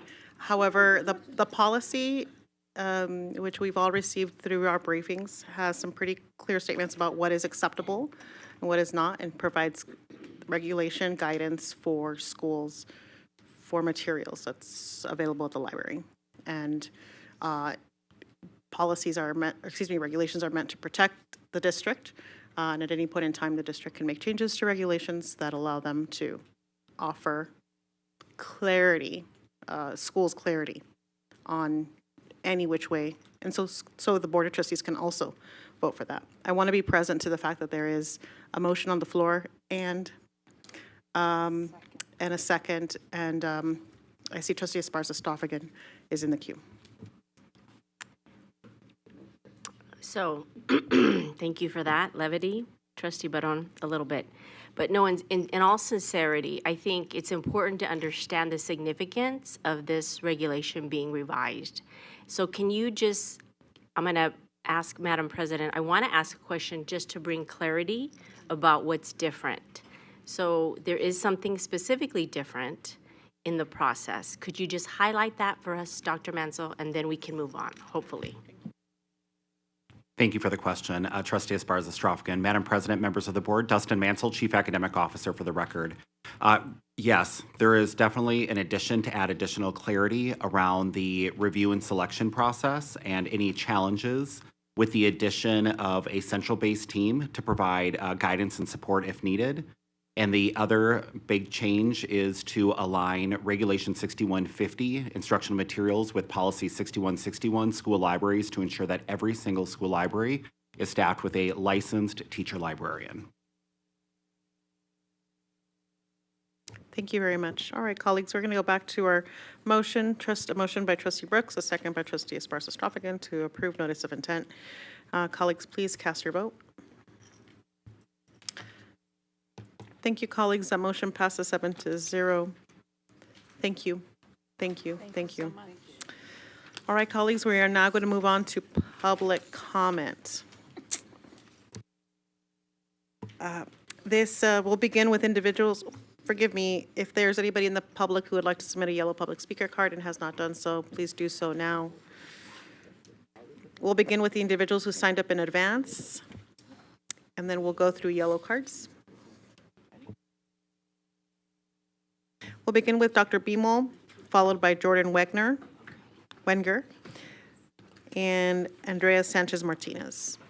Is Dr. Bimol still present? Yes.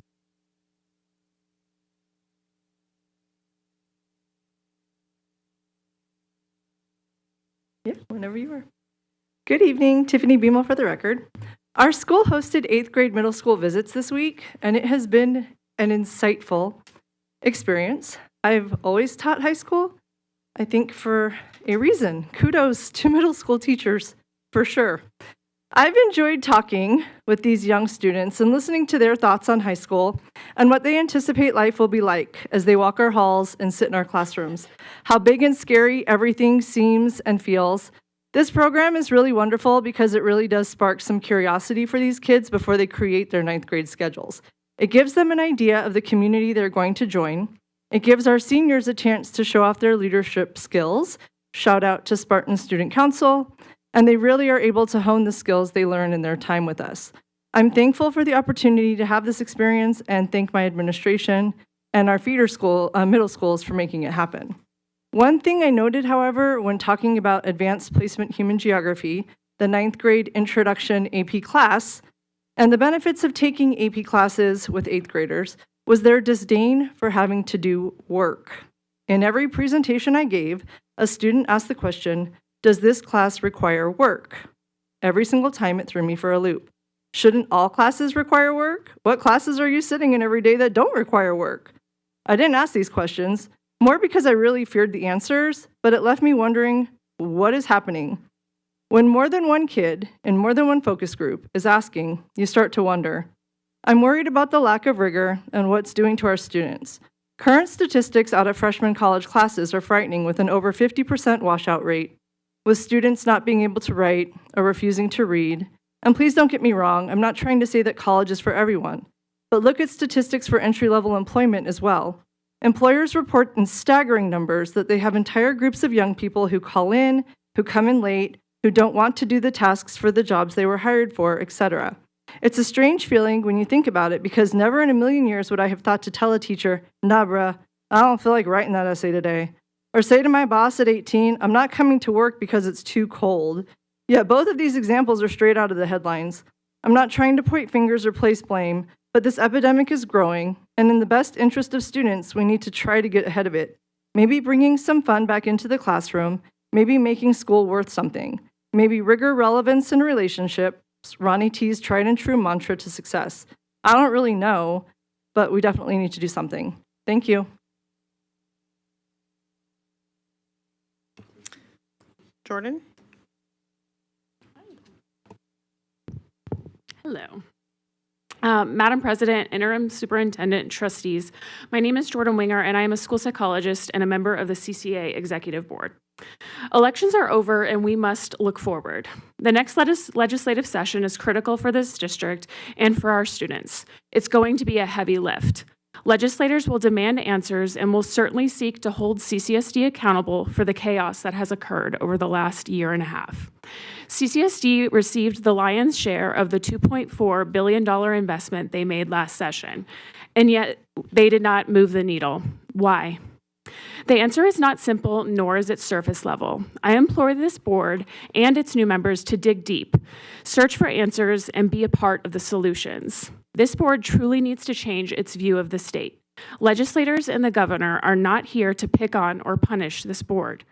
They want what we all want, kids to learn, graduate, and become productive members of our community. The fact of the matter is that Clark County is responsible for educating 75% of the students in the entire state.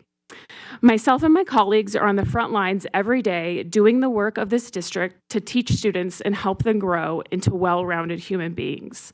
This board needs to go up to Carson City, unified with its educators, to get things done on behalf of our students. This session will be about raising the bar in education, and we should all embrace that. The data shows we are not graduating students who are proficient in reading and math. They deserve better, so we must step up our game. Thank you. Is Andrea Sanchez Martinez present? Followed by Jesus Sanchez and Maria Olivo. Good evening. My name is Andrea Sanchez. The matter that I'm going to be speaking about is Western High School, specifically the principal, Antonio Rael. We, the community of Western, request a full investigation on all of the employees that have left Western since he started. We know that all of them left because they felt targeted by him. We also want to know why is he requesting or making our kids buy a specific brand, which is Under Armour, for a low-income community. We also request to know who gave the principal, Antonio, authorization to cut communication with the JAG administration team. This has affected a lot of the JAG kids and has placed many of them in questioning why people have left and the loss of opportunities for them as well. We do request that a full-time JAG teacher is placed for the students, not a long-term sub, as they don't really know what they're doing for the kids. Lastly, we request that he is removed from CCSD following the past that he has done as well. Thank you. Andrea, just a clarity, are you speaking on behalf of JAG? Yes, okay, thank you. Thank you for that insight, and it is my hope and desire, and I know that that's already taking place. Dr. Larson Mitchell and her team are already working to address concerns specifically that JAG has raised. Jesus Sanchez, are you present?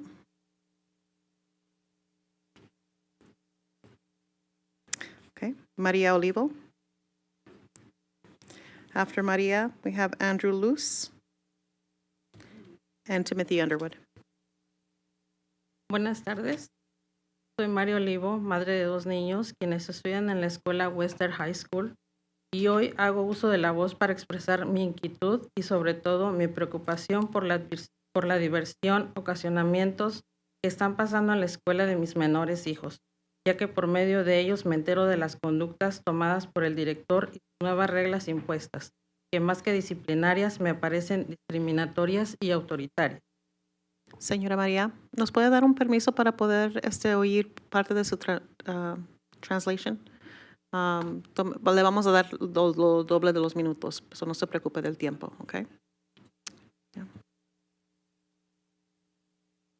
Good afternoon. My name is Maria Olivo. I'm mother of 2 children that study at school at Western High School. I use my voice today to express my concern, and overall, I would like to express my concern for the diverse things that are occurring at the school of my underage children. Through the following, I am finding out of the behaviors that are taking place by the principal and his new rules imposed, that more than disciplinary, they are discriminatory and authoritarian. Por el hecho de prohibir que se hable español o cualquier otro idioma, rebasa los límites de la educación, ya que vivimos en un país libre. The fact of prohibiting that they speak Spanish or any other language surpasses the limits of education, because we live in a free country. Donde cada quien se puede expresar en el idioma que lo desee. Mientras sea de manera respetuosa, se me hace un retroceso obligar a los alumnos únicamente a hablar en determinados idiomas. Entiendo que las clases son en inglés y está bien, pero prohibir a los alumnos expresar en diversos idiomas es una exageración y sobre todo un acto de discriminatorio. Because we live in a free country where each person can express themselves in the language that they desire. Although this isn't as long as it's in a respectful way, I believe it's a step backwards to obligate students to only speak in a determined language. I understand that classes and lessons are in English, and that's okay, but prohibit students from expressing themselves in a diverse language is an exaggeration, and overall, that's a discriminatory act. Por otro lado, me preocupa la formación, ideología incluidas en la escuela al grado de que existan niños que no se sientan comprendidos e incluso lleguen al grado de tomar decisiones extremas por los comentarios y reglas realizadas por esta persona. que desde mi punto de vista, lejos de educar, apoyar y dirigir a los alumnos, lo que hace es discriminarlos y hacerlos sentir diferentes en un mal sentido al punto de tomar decisiones de aventarse desde un segundo piso. On another note, I am also worried about the formation and ideologies that are installed at school to the grade or to the point that there's kids that don't feel understood, and they also feel that they have to get to the point of making decisions that are extreme by the comments and the rules that are established by that person. That, since my point of view, or from my point of view, far from educating, supporting, and directing the students, it makes them feel discriminated against, and it makes them feel different in a bad way, to the point where they make the decision to jump over a second-story building. Por ello, que hoy vengo, no solo yo, sino todos los padres y madres de familia que sentimos la misma preocupación a solicitar su apoyo. Es para que esta persona no dirija más la escuela de Western ni a los alumnos, para así prevenir o evitar circunstancias graves en la escuela. Gracias por su atención. Because of this, I come today not only as a parent and mother of the family, or parents of the family that feel the same concern, but I come here to request your support so that person no longer directs the school of Western or its student. This way, we can prevent and avoid circumstances that are severe at school. Thank you for your attention. Gracias, señora María.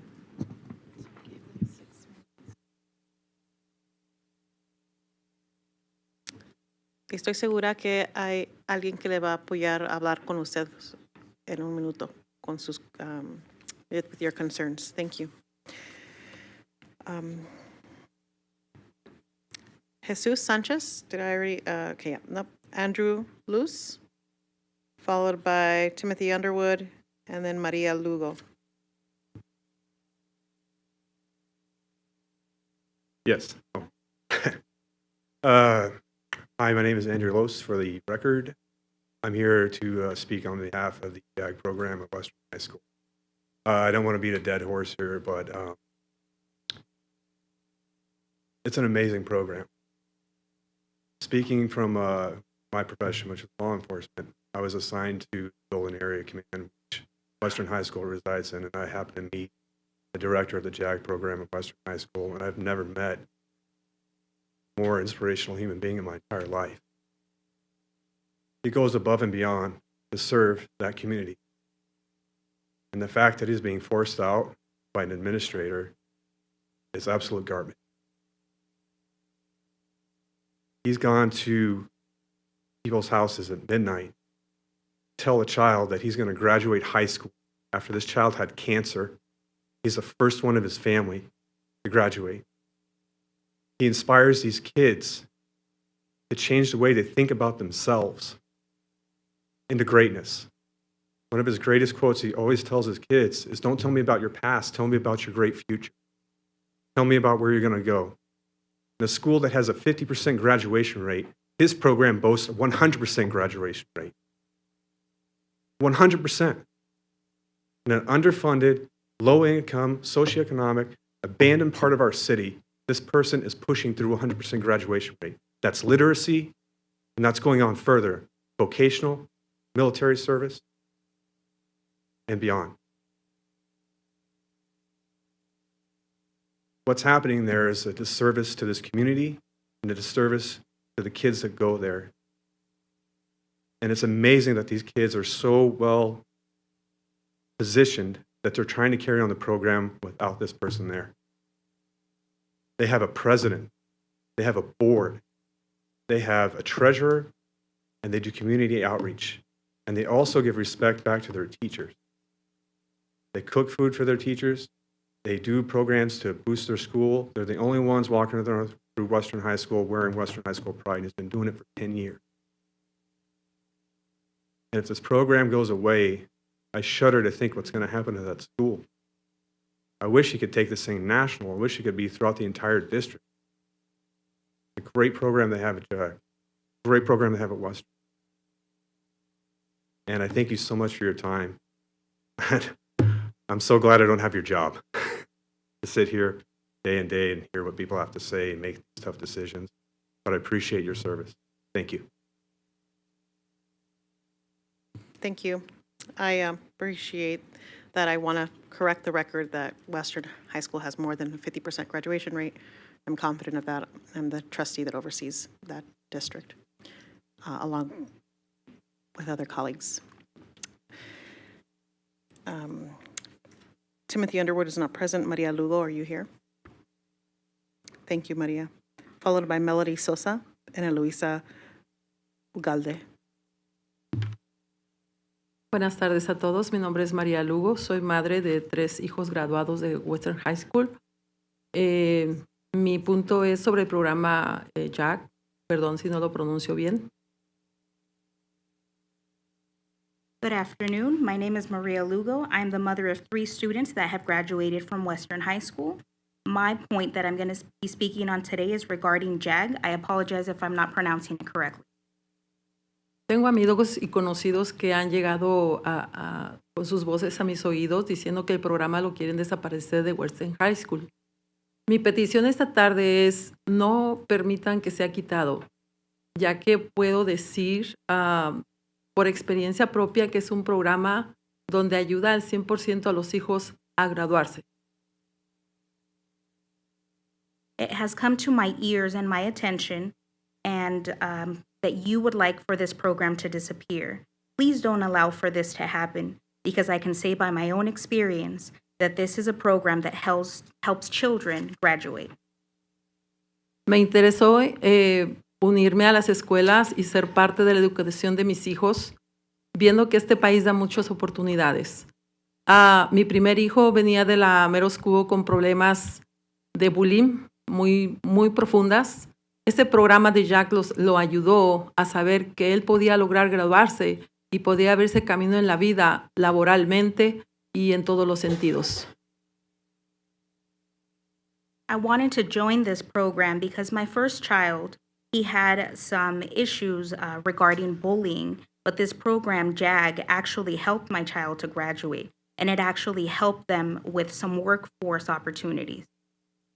Ya que mi hijo, después de sufrir bullying, él era antisocial, él no se podía comunicar con las personas. Sin embargo, él llegó a City Hall a hablar delante de la mayor, a dar clases sobre el problema del bullying. This program helped my son, although he suffered from bullying and was antisocial. He grew to the point where he was able to make it to City Hall and speak in front of the mayor. So this is something that helps in the community. También tengo una hija que sirve a la Guardia Nacional, estudia la UNLV, se graduó con honores, se ganó la beca del Millennium y su servicio comunitario que hacía en JAG, eso le sirvió para ahora tener un trabajo con una organización la cual ella sirvió por sus 4 años en servicio comunitario. I also have a daughter that's part of the National Guard. She graduated UNLV with honors. She received a scholarship, the Millennium Scholarship. Going to this program for 4 years actually helped her. Otra hija que por situaciones de salud, enfermedad tras enfermedad, nosotros pensamos que no se graduaría, pues ella tuvo muchas ausencias escolares. Mas al llegar a ese programa, ella tuvo la oportunidad de ser apoyada y llegar a la meta que era su sueño de mi hija, poder graduarse con todos sus problemas de salud. We also have a third daughter that illness after illness, she had a lot of absences, but this program helped support her and it helped her reach that goal to be able to graduate herself. Creo que si queremos en nuestra ciudad, en el estado, mayores oportunidades, hombres y mujeres que se gradúen y que puedan llevarnos y abrirnos camino en los trabajos y en todo lo que se tiene que realizar en el estado, creo que tenemos que seguir apoyando estos programas y no hacerlos a un lado. If we would like to open opportunities in the city and state and would like to have men and women to open a path for us in this state, I believe that we would need to continue supporting this program, JAB, to be able to continue opening a path for us. Gracias, agradezco su atención y esperamos su gran apoyo para esta solicitud. Thank you. I am grateful for your attention, and we expect your support for this request. Gracias, señora. Felicidades a usted y su familia por los éxitos de sus hijos. Thank you for, and congratulations to you and your family for all the success that your family has had, especially your children. Timothy Underwood, not present. Maria Lugo. Gracias. Yep. Melody Sosa. Followed by Eloisa. Is Eloisa present? Okay. And then Kenny Belknap. Hello, everybody. My name is Melody Sosa. I'm actually Maria Lugo's daughter, the youngest one. So thank you guys for your time. I did have a speech prepared, but it's just too long. I just want to say, I graduated 2023. And so I was there for Rael, Principal Rael, that's currently there right now. I've had my fair shares with him. I just really don't think he's a good fit for the school. But I mean, at the end of the day, that's not my decision, it's your guys's. I just really hope you guys hear everybody out that's like talking against this. And also the GI program. It's like my mom said, I was really sick most of my life. And, you know, thank God I'm here now. But there was a point in time where I wasn't going to be here. And I needed that emotional and support to be able to get through everything. And they were the ones there on my bedside, making sure I was okay throughout everything. And I couldn't ask for better mentors and a better program that was always there for us. They teach us how to be family. They teach us how to be united. They teach us that, you know, we're all called for something and meant to do something great. So I just really hope you guys hear us all out in our concerns for program and for Western. Thank you. Thank you very much. Kenny, come on up, please, followed by Lizeth Gonzalez.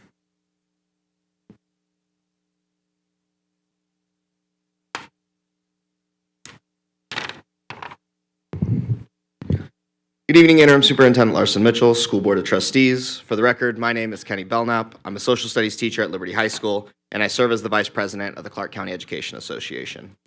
The Clark County School District is at a crossroads right now.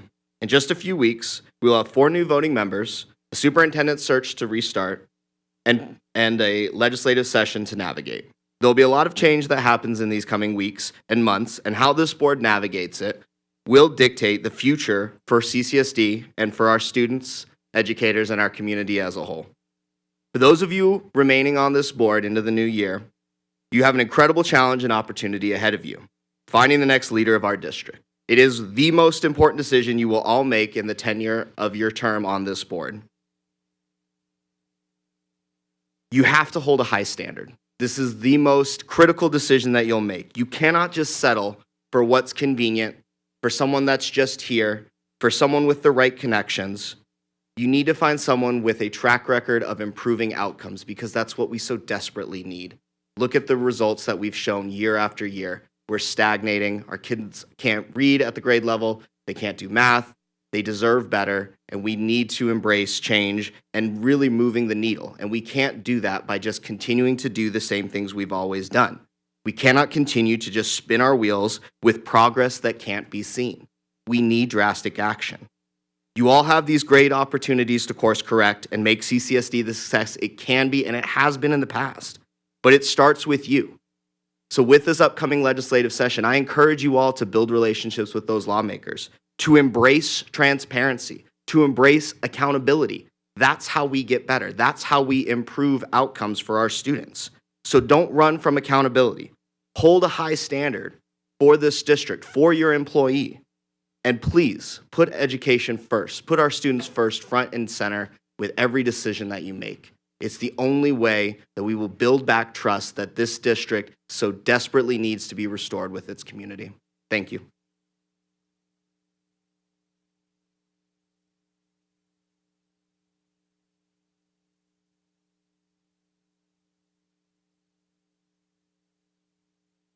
Is Lizeth Gonzalez here? Not present today? Okay, thank you. All right, we're going to move on with yellow cards. Is Jessica Jones present? Come on over, please. Followed by Kristen Negro? Najiro? Nigro. I feel like I should have, sorry about that. Kristen. Nigro.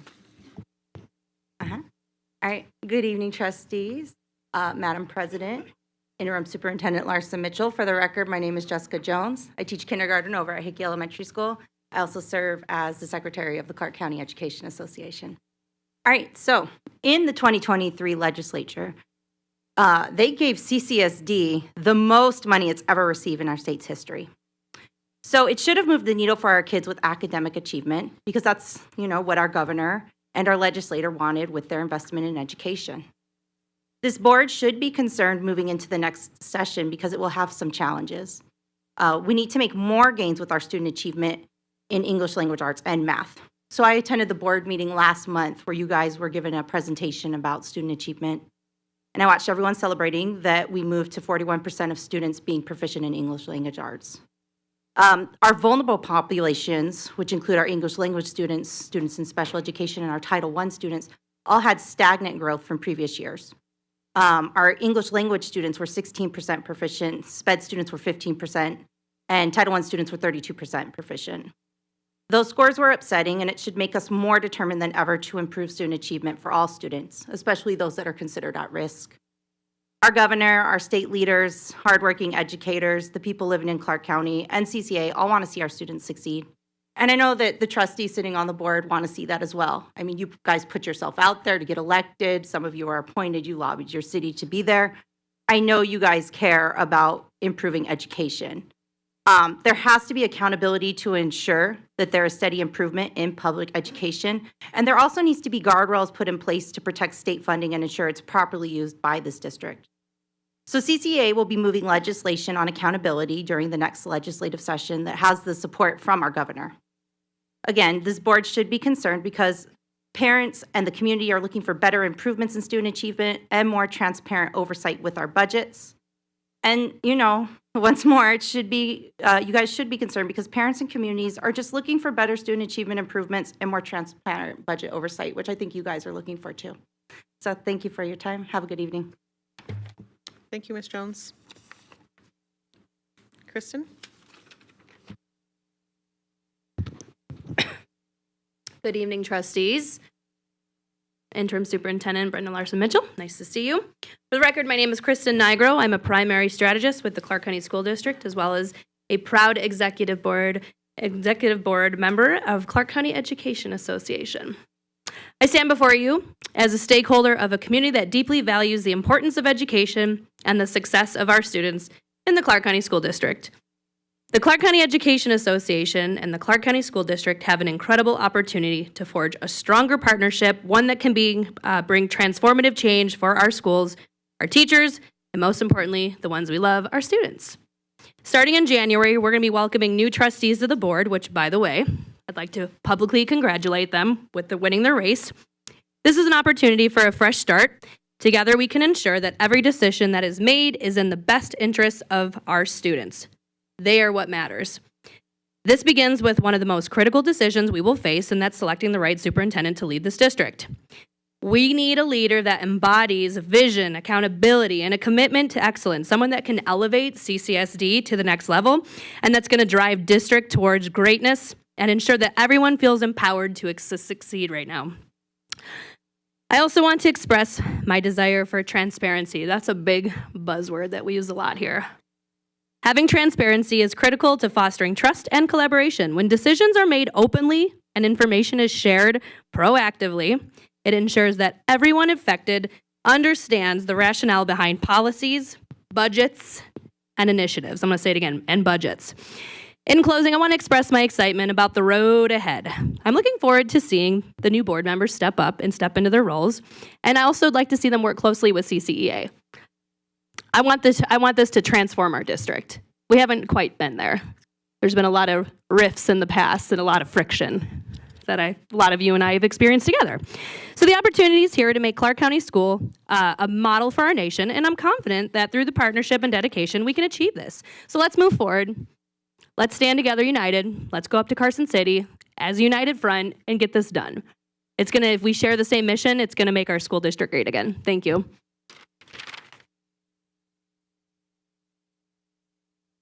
Is Jen Donato here? Hi, Jen, come on through, please. Oh, Jen Donato Adams, followed by Sandra Tombaru. Hi. Hi, guys. I'm back again. My name is Jen D'Antuano Adams. I am a 30-year veteran with the Clark County School District. I came back to CCSD this last year, and as a school administrator, back to a teacher, and myself and Carrie Larnard and Sandra Tambaro. We are all former school administrators that answered the call for critical labor shortage. CCSD has wrongfully agreed to place former CCSD administrators this last year on a pay scale from 2015. CCA did not want to provide former administrators with the salary that they negotiated on behalf of their teachers. By the way, we are the teachers as well. In reality, we were given one contract, only be told later on that that contract was going to be changed, and we were going to be taking a $40,000 plus loss in pay this year. Coincidentally, new teachers from CCSD with less qualification, less education, and less educational background, who has never served any CCSD school before, started making six figures right off the bat. Although we who've served all of our years with CCSD were not. We were punished for being school administrators, which is clearly discriminative by all accounts. CCSD is now finding themselves in a budget crisis, and one of the things was quoted was because of litigation. I don't want to sue CCSD for a contract that was given to me and taken away. I don't want to do that. I don't know where we came as a country that suing was the way to go if you had a disagreement or a concern. I just want what was promised. I want it honored, that a teacher walking in that has my credentials can get paid what I deserve to get paid, what was offered to me originally. I don't want to sue anyone. I literally just want a fair contract. And right now, we have no teachers. You have an abundance of school administrators coming back to fill these critical labor shortages. They will not if this is not changed. And the later we wait to change it, the less likely we're going to go back to CCSD. That's just an honest statement. Charter schools are reaching out to us. They're like, we will take you. We want you. We know we can't replace someone with education experience with a brand new teacher and get the same outcome. CCSD, you have a choice. Please bring this back up. At least if it's too late for me, too late for my colleagues, at least to make it right for the people that are coming in. They deserve it. My kids deserve it. So do yours. Thank you. Thank you. Sandra? Andrew, I believe that you already spoke. Yep, you're good. Thank you. And then Renee Cantu.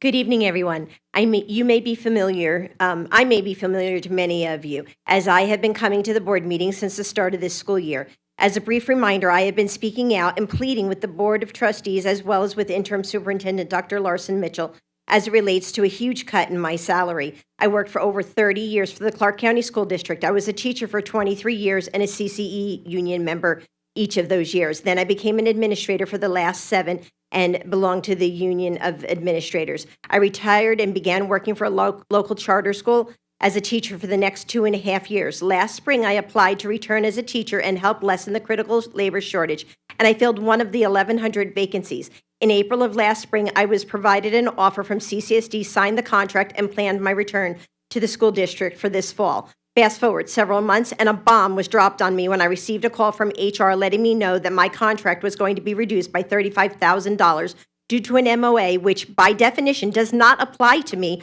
and was signed by Dr. Larson Mitchell and CCEA, that was based on a transitional salary scale that had not been used in almost 10 years. At this point, I had already resigned from the charter that I worked at and my position was filled, and there were no other appropriate positions available at other schools, leaving me with no option.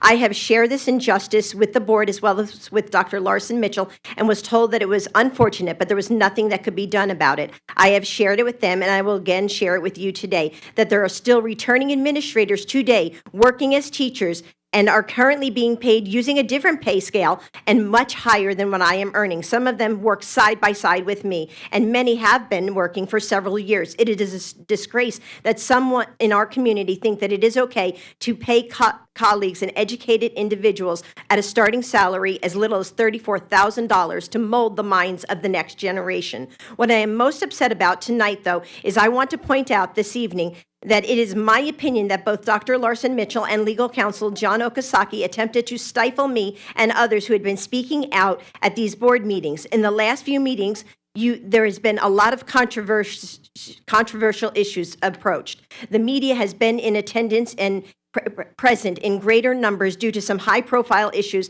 that were being focused on and what I would consider the mishandling of duties performed by the interim superintendent and/or inappropriate actions taken by district and those in high-level positions with the district, now resulting in legal action against them.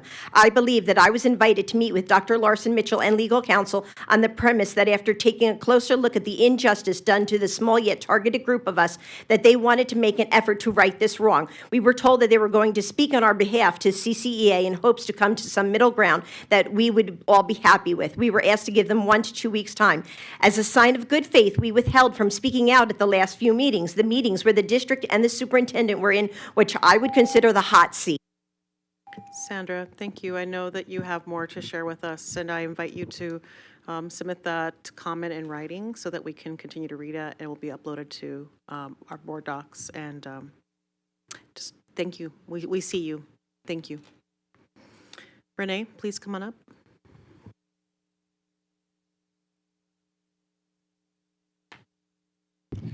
Good evening. My name is Renee Cantu. I'm the Executive Director for Jobs for Nevada Graduates.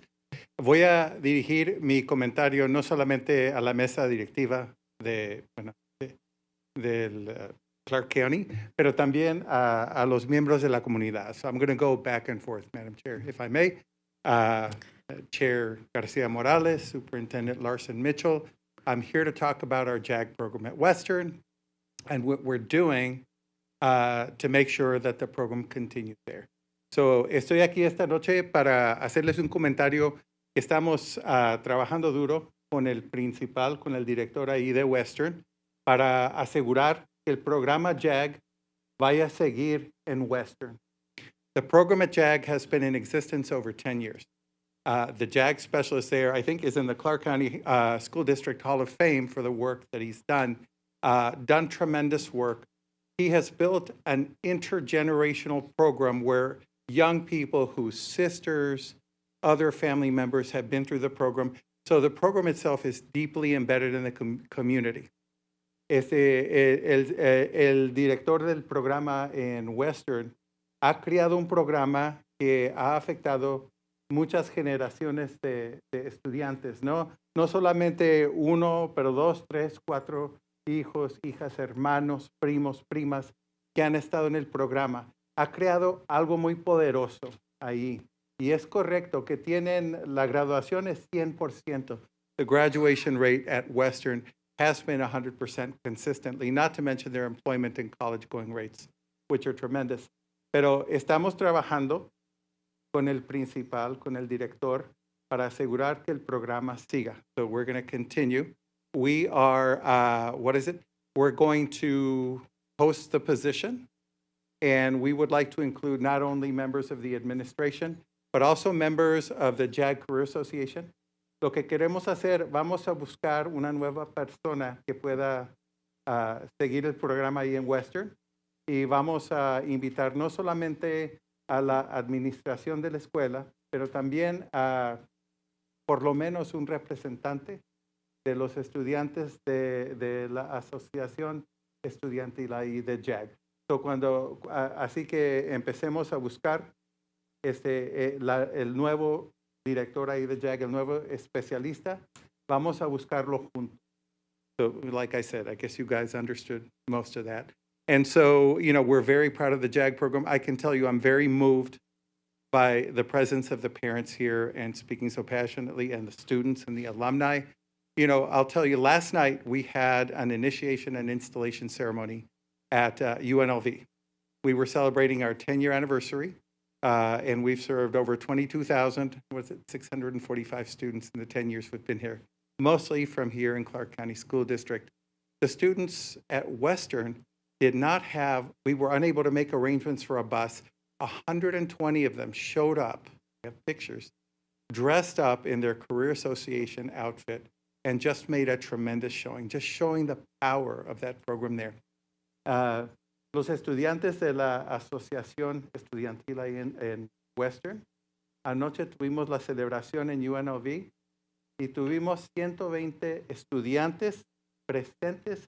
No pudimos proveerles un bus para que lleguen, un automóvil, ¿no?, para que puedan ir.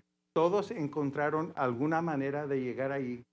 Eso significa o demuestra, las ganas que tienen de seguir este programa y también de encontrar éxito.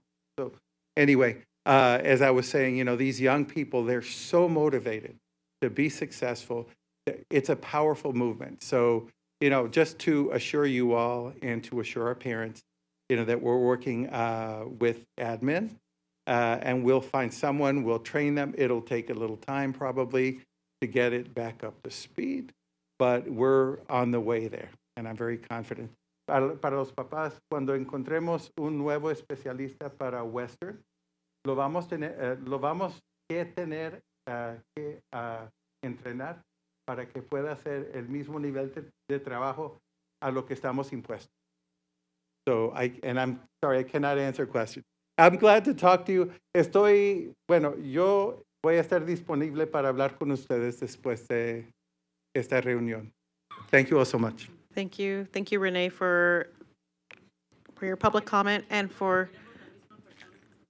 thank you, Renee, for your public comment, and thank you for your partnership and your success at the JAG. Gracias. Okay. Now I'm going to move on to Consuelo Perez. Is Consuelo present? Followed by Emilyn Valdez. No. Nobody here.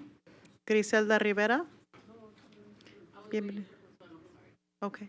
Is Consuelo here? No. Okay. Hi, good evening. My name is Emilyn Valdez, and I am here on behalf of Western. I do not have a written statement, so I will speak from the heart. I was really touched by what Mr. Andrew had mentioned. Everything he said is true. It reminded me as a parent of Western. I don't like Western, but when my child started the JAG program, everything changed, honestly. Now he's trying to become a pilot. He's in the military. He has a future, where before he was kicked out of every school he went to. But when he joined this program, it's totally different. I really would like to consider for you guys to see what they do. I invite you guys to go to the program and see what they do, see why the students open up to them. And when the students open up to them, that means they let them be guided. And that's why they have a better future. That's why they have better thinking of what they want to become in life. And with my heart, I'm telling you, do not close this program. I know what they've done. I know that they go late at night. I know that they answer phone calls for students at night, on the weekends. I've seen them do it. And I know that Mr. Andrew mentioned it, and I know it's true. I know Mr. Renee, everything he said, I know it's true. Please do not let this program be closed, because it is something special, like they said. Thank you for hearing me out. Thank you, Emily, and thank you for sharing your testimony. And I want to remind parents who are here, would love to hear your comments, but I I want to be present to Renee's availability for questions regarding the position at Western. It's available. You, Griselda, señora? Mucho gusto. Bienvenida. Gracias. ¿Necesita un interpreter? I think I can do it. You got this. You got this. I think I can do it. Good evening, everybody. I'm Emily's mother. My step-grandson, he told me once it couldn't be for this program, Jack's program. He couldn't make it.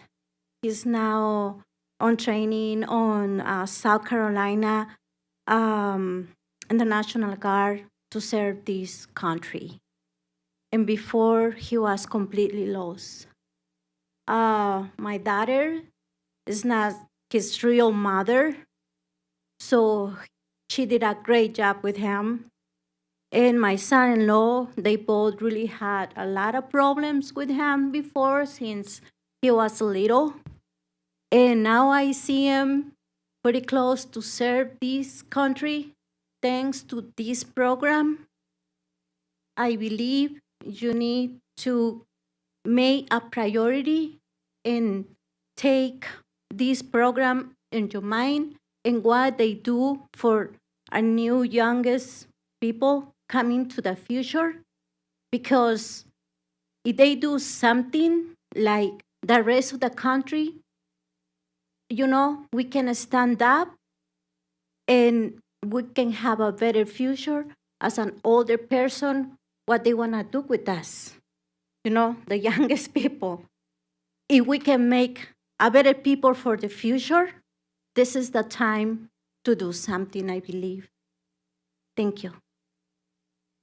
Thank you. Thank you for sharing your story, and congratulations to your sweet family for the success that you've had. Ms. Giles, are you present? Jan, followed by David Gomez, and then Candace Nicholas. Hi, good evening, sorry. Madam President, Interim Superintendent, Trustees, for the record, I'm Jan Giles, President of ESEA.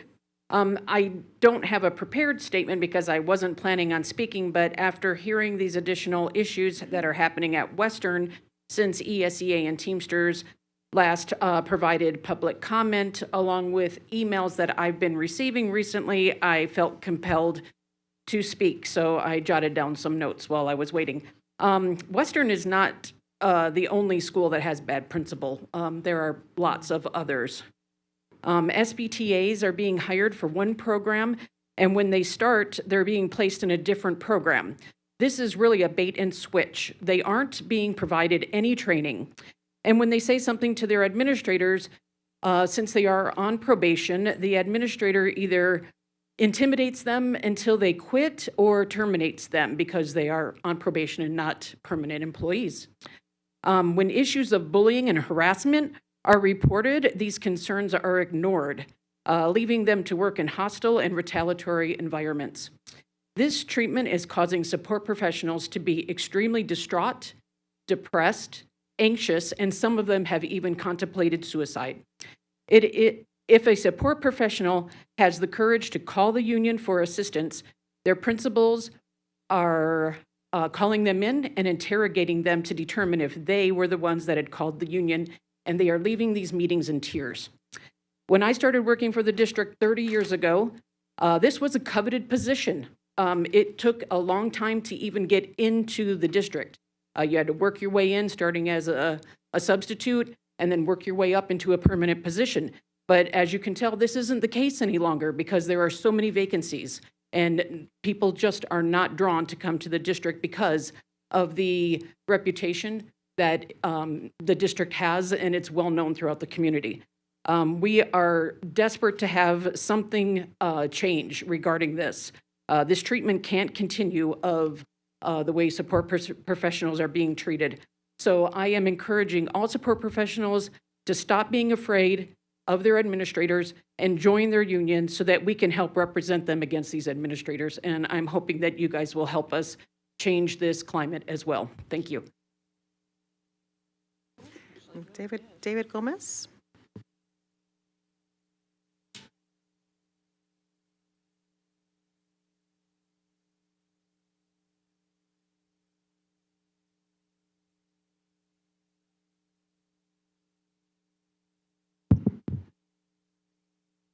David Gomez for the record, Nevada Peace Alliance president.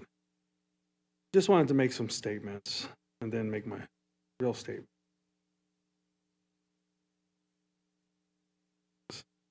You know, I worship the God of high. And number one, when a Christian comes in and says, or supposed Christian comes in and says, I do not pray for those, they're not a Christian. I might disagree with you guys, but I still pray for you. I might say things to you, but I still pray for you. God says, pray for your enemies. Pray for those who persecute you. Pray for those who abuse you. It says that. It's clear. But you know, I understand Isaac's question too. I don't understand how anybody else didn't understand it. He says, is there any protection clause against these things? I understood it. I don't know where everybody else missed it, but I did. But I came to talk about something else. I'm a father of 7 children. I've been here a long time when there was nobody in here, when there was only me and a few administrators. Very, very long time, fighting at the same holes over there. Pulpit. And I'm worried and concerned. We have kids that are being sent to the hospital by our schools, by principals or whomever they call, and sometimes some of the information about these kids are not updated. So what happens to these kids is, and I went to the hospital and I talked to them, and I get around more than most of these people in here. I don't have to clock in. I do it as I please. And you know, the problem is that these kids up in the hospital and they can't find their parents. Imagine being a kid and being afraid that your parent can't be found. Maybe they have issues with phones, maybe they have issues with different things. And some of these kids end up in child haven. They call CPS on them, and these kids are terrified. They don't know what to do. They're being held in a hospital because of their condition or whatever happened at the school that requires them to send them to the hospital. But you guys are not updating this information. There's not getting real updates. I mean, we got all kind of security measures for Google and everything else, verification. There should be a measure where when a parent goes and enroll a child and they put their phone number in there, they have to verify it. It sends an email, and then it sends them back a code, and then they verify it, that's their phone number. Verify that's their email. There's ways to do this. I'm pretty sure Todd Story can do this. That's what he's been hired to do, communications. And with the IT guys, you know, and I'm pretty sure you guys can get it done. But what I'm saying is, you probably don't know what it's like to be one of those kids. I do. I know what it's like to be punished by a system because my mom was a drug addict and they couldn't find her. So I'm asking you and imploring you, protect our children and make sure this information. Thank you, Mr. Gomez. Candace? Thank you for your patience, Candace. We're delighted to hear from you. So like some of the others, I didn't really prepare anything for today. But after hearing everybody, I really feel compelled to speak about Desert Oasis High School and the capacity there, the overcapacity. So currently, I believe the capacity at that high school is around 2575, and there's a current enrollment there of 3187, if my numbers are correct. With this, the children they're not being doing any justice, okay? It is really harming the students, and it's not helping them. The counselors are to have approximately 250 students to adequately support the children. Currently, my daughter's counselor, 700 students. Not acceptable. The teachers are being asked to take on extra classes. They are supposed to have a planning period. My daughter's Spanish teacher, in fact, did not have a planning period. It was taken away from her so she could take on extra duties there at the school. She was overworked, underpaid, and unfortunately quit. She is now on Spanish teacher number 4 this year. Unacceptable. How do we have 4 Spanish teachers in 1 year? We're not even 3 months into it, already quit. Imagine this for a child with that has anxiety, a child that needs to have some stability within a school. You guys don't have any mental health help either. There's no on-site help for these children to deal with 700 additional children than there should be. They walk through the halls in passing period, elbow to elbow. We went to Target the other night, and it was so busy in there. My daughter, at 15 years old, was like, oh my God, I feel like I'm at school. I need to go. because it was elbow to elbow in there as we walked in. It was really hard to see this. When she first started at the school, again, why are we being reactive and not proactive? We in this area, they have 40-something new communities. They're building multiple homes, multiple apartment communities, low income, regular income, doesn't really matter. You're going to put another 1,000 kids in that school. Why is there not another high school being built? Why did I put 7 phone calls into a superintendent that won't return my call? It's unacceptable. They're building like crazy. What are you doing about it? What are you doing about the teachers and getting them help? That would be something that I would ask you to definitely look into. You have failed my daughter, and I'm sure that she's not the only one being failed here. I'm asking CCSD to do better.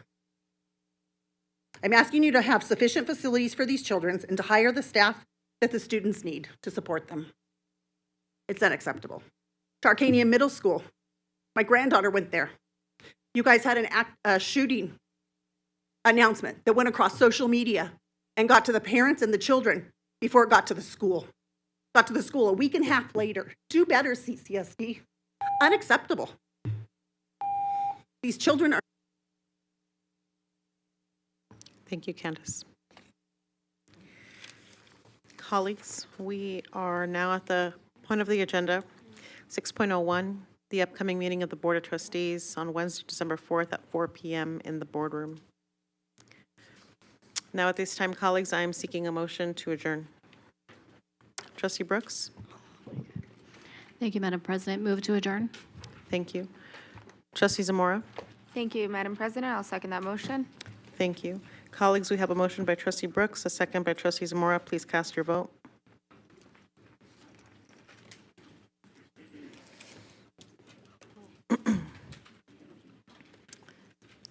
Thank you, colleagues. The motion passes 7-0. Meeting is adjourned at 7:37 p.m. Have a great night.